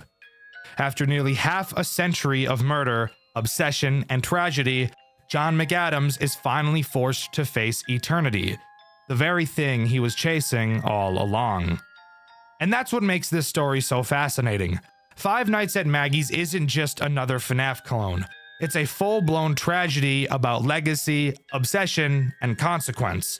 A father chasing immortality, a son chasing redemption, and both of them becoming monsters in the process. It's poetic, it's grim, and for a fan game, it's shockingly well told. John McAdams may have discovered immortality, but in the end, he lost everything that made him human. And Henry, he may have stopped his father, but he had to become just like him to do it. So, before we listen to that final monologue, just remember this. No one in this story found eternal life. They just found eternal suffering. 19 years. 19 years trying to stop you. 19 years studying your findings. Your horrible experiments. The immortality you were seeking all this time. And I did it. I made it work. Let me tell you, I was about to give up, but you made a bad choice to try it one last time. Lester Arias. That death, that was the last straw. That's how I knew that you were not going to stop, not even in that body. I've been studying your blueprints and analyzing your tapes for longer than I can remember. And let me tell you, you made quite a few mistakes. Yes, you did achieve immortality with full consciousness in your body. But still, your movements were limited. Being sensitive to light, to sound. I thought John McAdams was smarter than that. But don't worry. Your son, the failure, the disgrace to the family, fixed all those problems for you and finally made it work. Or something like that. You see, I didn't want the kids to be in those bodies. They deserved a better life. They deserved a normal childhood. Play with kids their age, go to school, and socialize like normal human beings. You took that away from them a long time ago. They deserved to rest, once and for all. Jason and Stacy. They are resting from the hell you put them through. All of them finally free. But for you, I had a very special plan. I didn't know if I should show all the things you've done to the world. On one hand, it would have brought peace to the people who were still terrified of the dreaded Frankenstein. But I decided to keep your reputation intact. You are still the great John McAdams. To some extent. Most people have forgotten you after the company went under a couple of years ago. I knew that if I brought this to light, your name would make a comeback, and I didn't want to give you the pleasure. That's why I decided to grant you your wish of immortality, but with a little twist. I wanted to make sure you feel the hell that you put Jason, Stacy, and all the other kids through. So, I added a few changes. You won't be able to speak. You won't be able to move. You will have no control over your body. You will still see, feel, and hear everything. You will live for eternity inside that machine with nothing more to do but see how your work, your name, and your wish of being remembered like some kind of god vanishes like the figments of some bad dream. You won't rest. You will suffer for eternity. It's time you pay for your sins, John.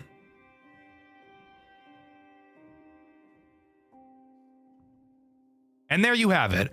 As far as I'm aware, that is everything that Five Nights at Maggie's has to offer. A game series that started off on a sour note for me and ended up becoming one of the most interesting and engaging stories I've ever experienced. I'd highly recommend you give the third game a try, as it is actually a very enjoyable game. The jump in quality between these games is astonishing, and it's so clear that the developer poured everything they had into it, and that's something I can totally appreciate. But let me know what you think. Do you agree with me, or do you think that this series was actually complete perfection the entire way through? Let me know in the comments below. In my SCP Endurance video, I asked you guys who your favorite SCP was and why. My favorite comment was this one by Maincrack. They said SCP-001, and I agree. Honestly, one of the coolest SCPs ever designed, and of course, an absolute classic. The question of this video is, what FNAF series do you want to see me cover next, and why? With the question of the video being asked, subscribe to the channel, I'd appreciate it a lot. Thank you to all of my Superfan channel members, you mean the world to me. I've been Dxtr, and I'll see you guys in the next video. See ya!